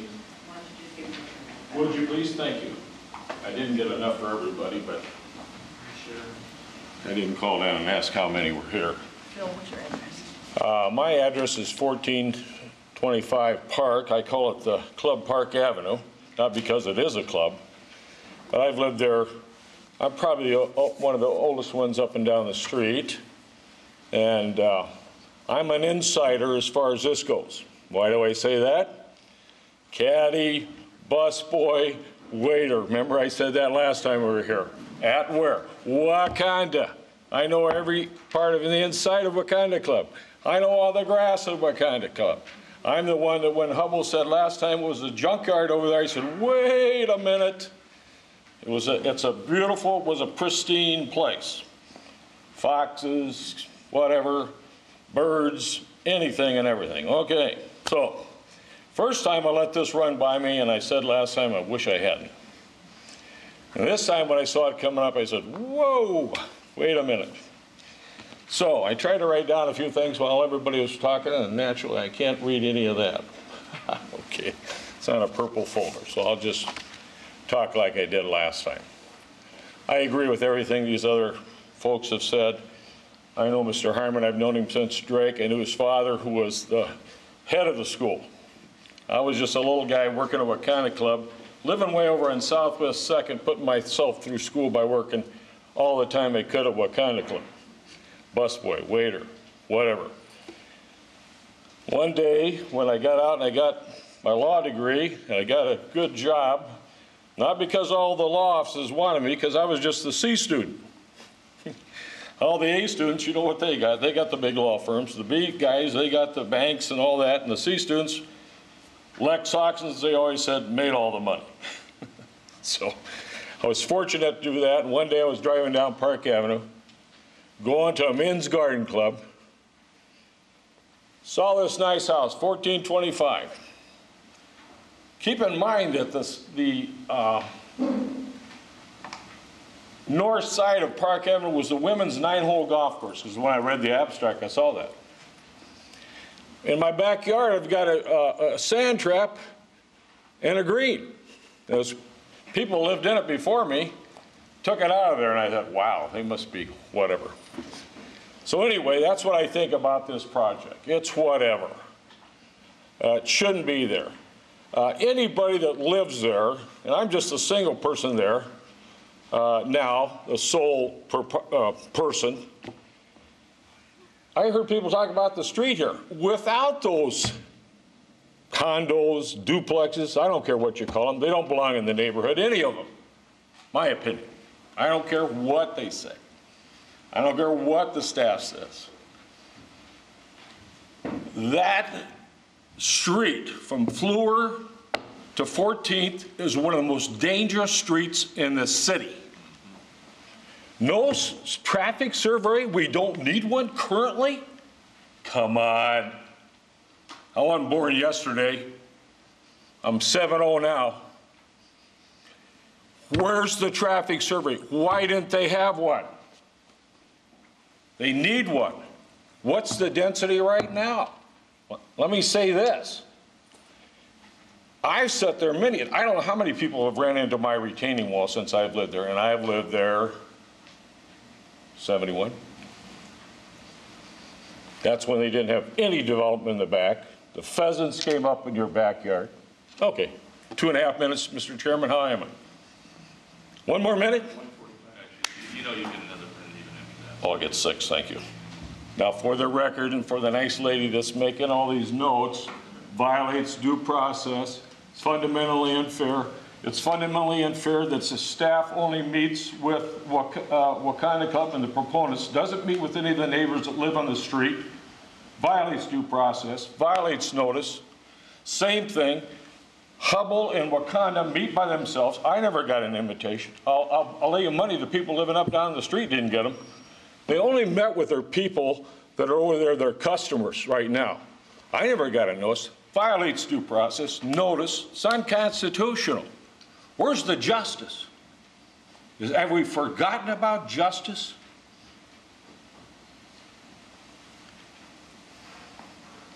I argue that all the time, because this is about big and little. And guess who's little and guess who's big? This is about money and little. Those are my themes. Just telling you what I think.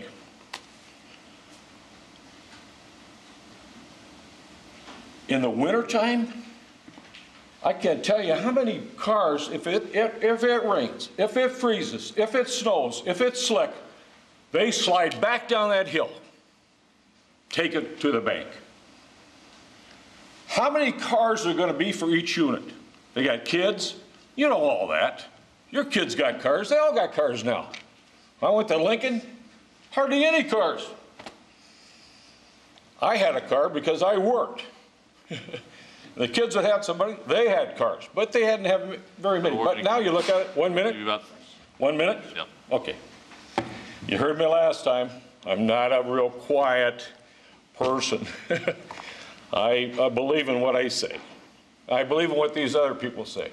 I know where some of the votes are already up here, not because I know you, because I know how you voted last time. But I'm just saying, vote your heart, vote your conscience. It's big versus little.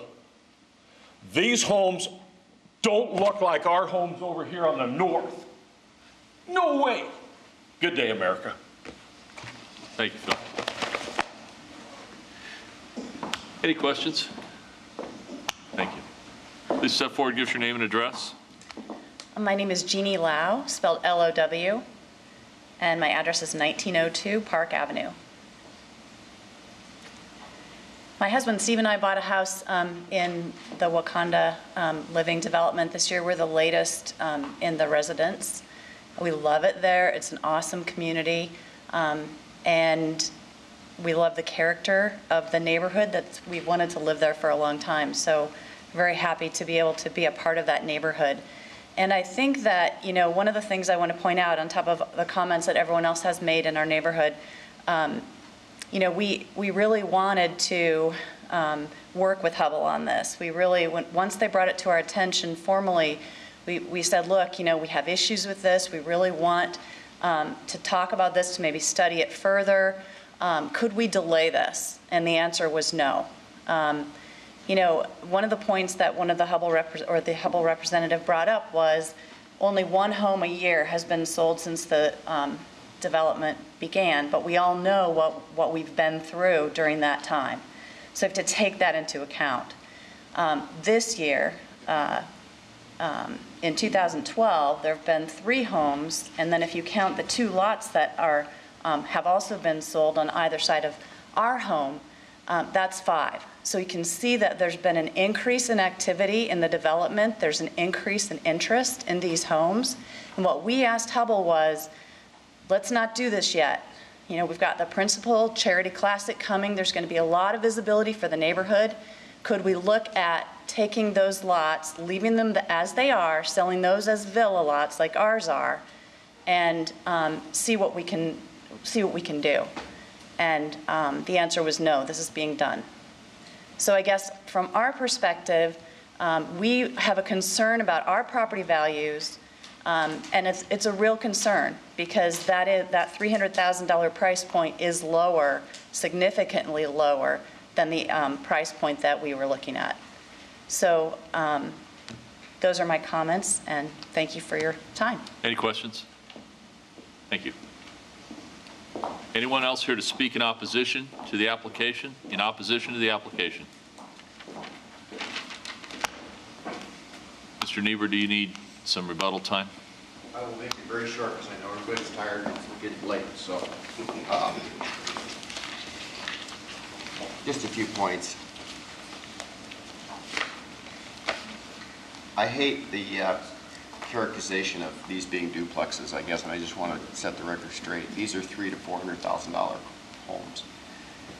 They're not duplexes as my age grew up as we knew them. They will be very fine homes. It's just a different form of home ownership that we've learned the market's looking for. It is still a very high-end home. They just don't want a lot of the square footage that some of the other single-family lots will have. So that's the one point. The other point I know it's been repeated several times, but this is a concept that was originally proposed when we rezoned this property and brought this property forward initially. This was contemplated. We later came back with our first plat and we thought we could sell all single-family homes. That hasn't been the case. We've had interest in this twin home concept that was originally submitted. We're going back to that now. So this isn't something that just came out of the blue. This was something that was anticipated initially. It was anticipated in the traffic study and everything else. And now we're back to it. I wish we'd have guessed right. We don't. I'm just here to answer any other questions. CJ? I have a question about the architecture. I'm looking at this as I would be playing down a golf course, and I'm assuming this is what I'm going to be looking at. And it looks to me like a bunch of leftover stuff from some other projects. It doesn't offer me anything like quality that I usually see when I go to that area of town. And I see a lack of creativity. Just to line up a bunch of houses on the street doesn't show any creativity, and I don't know if you could make them match, add some more brick, put it on a cul-de-sac or something. I just think it's not attractive. I just say that. Couple comments, if I could. We've had a lot of debate about should they look the same on each side, or should they be identified as single-family homes, if we will. And I can honestly say no two people agree. It's about a 50-50 split. But Hubble falls on the side of we think it's better, from our experience, to give the individuality of the design to each side. I think it could look very sterile if we did a row of the same units all the way down. I think that would devalue the whole development if we did that. It just would, it's too much of a commodity then. So, and I understand architecture is like art. Side. I'm just speaking to the side by side. I'm not saying make 6 of them identical to Right. this. No, I agree. But you would have 12 of those in a row, which would catch your eye, and they would be a row of the same type of product. We have a set of architectural standards for this development, which we've agreed to, Wakanda's happy with, that very, very, very, more so than any other development we're probably in, specifies the amount of brick, glass, materials, everything, even to the style of architecture that we are allowed to use, such as Craftsman or Prairie or whatever. We've gone above and beyond to identify what are acceptable types of architecture that we have to adhere to. And these are an example that are in that pattern book that was originally approved as part of the zoning. And we're not asking to deviate from that. Any other questions? Mr. Niebuhr, I'm going to ask you to stack, if you will, your previous concept with the current concept, one on top of the other, because I'm trying to figure out, I keep hearing that we haven't changed it. I'm just trying to figure out where we're at on it. The bottom one, let's go. The top one is what was, that's proposed. Let me get the original, is what you really asked me. Yeah, that's what I'm looking for. But was that original ever approved? Yeah, we approved it. Here's the original, the top, okay? That was the original master plan, was approved in the PUD. So we had the attached villas, 12 of them on the west end of the development. And we had single-family homes to the east, to the right. Now, down below are those single-family homes to my left, as I'm looking at it, which I believe, that's to the north? Or no, that's to the west. Or homes are developed, if you will. The first, not homes, the Are first those 11 lots are developed. Are those by-attached, or are those zero lot lines? They're close, they're not zero. They're 5-foot setback side yard. Okay, all right. That's just the scale, not showing you how. And I know, I can't, that's why I asked the question. No, they're not attached, they're 5-foot setbacks.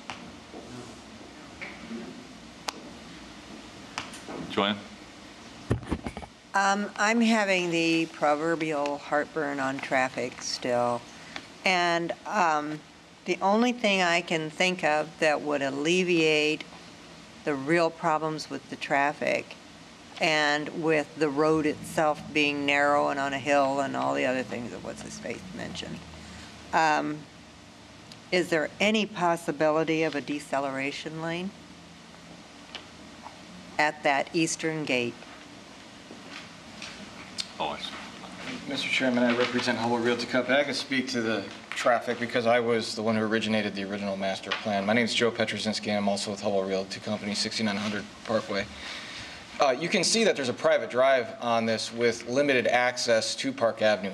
That was by design to alleviate having driveways, because you can see these lots go all the way up to Park Avenue, directly on Park Avenue. That was to address safety concern, and also minimize number of access points to Park Avenue so that there was controlled access at the time. And when we brought this PUD forward, the traffic analysis was done under review of staff on the allowable density, which was 6.67 units per acre, and we're still well under 4. So from our perspective, and we met the guidelines that were put forth from staff originally, and we're not proposing to change them. I guess that answered the question, unsatisfactory. Okay. I have a question, I guess, for Mike. Is there not a stoplight on Southwest 14th or any? No. traffic control there at all? Would that be a possibility? Would that help to put a stoplight there?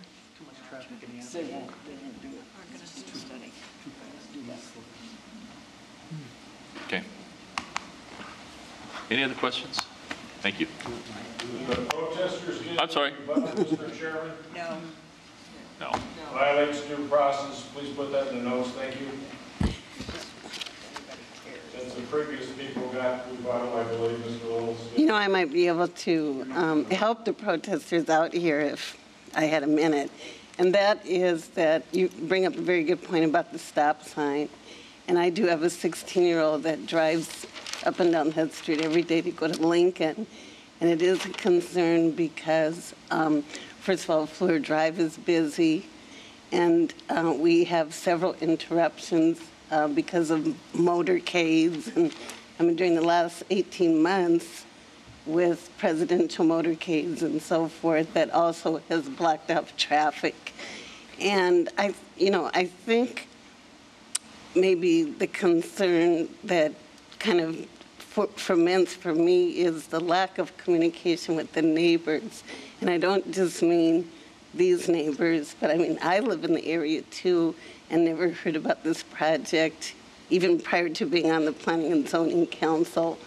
And so, it's just kind of the same old thing bubbling up that where is the communication, there is a neighborhood association, and, it's similar issues that people feel that they are losing control. I'm going to go ahead and close the public hearing. I should have done that before. To that one comment. We get the list of notifications from the city based on the requirements in the ordinance, and that's how the people are notified. It's not selective on our part. Okay. And Mike, you can. Thank you, Steve. Like I said, I'm going to close the public hearing. Do we have a motion? Staff. All right, Mike's moving staff. Now we can get into discussion. Any other discussion? Okay, seeing none. Everybody understand Mike's motion? Actually, I think we need to split it out, don't we? Or no? No, just vote. Although I think you do want to include that statement about the condition that the plat would be approved at the zoning. Yeah, that's, you just want to approve the plat now, Mike? Sure, they should run concurrently. There's no reason not to. I think the comment was that the plat would be subject to zoning approval. Okay, thank you. Okay. Any discussion? Do we need to split that? I know we're late. I just want to say real quick, it's just being here as long as I have the irony of that we fought so hard to get these homes in, and now all of a sudden we have this generation of people saying, we don't want these in our neighborhood. It's just, yeah.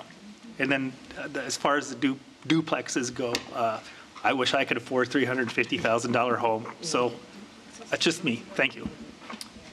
So all those in favor of Mike's motion, please signify by raising your right hand. Opposed? 2? Okay. 3. Get those? Vicky, Jackie, CJ. CJ? Ted is abstaining if you didn't get that. Okay. Ted. And 1 abstention. Got him? Okay. Motion carries. I'm gone. Thank you.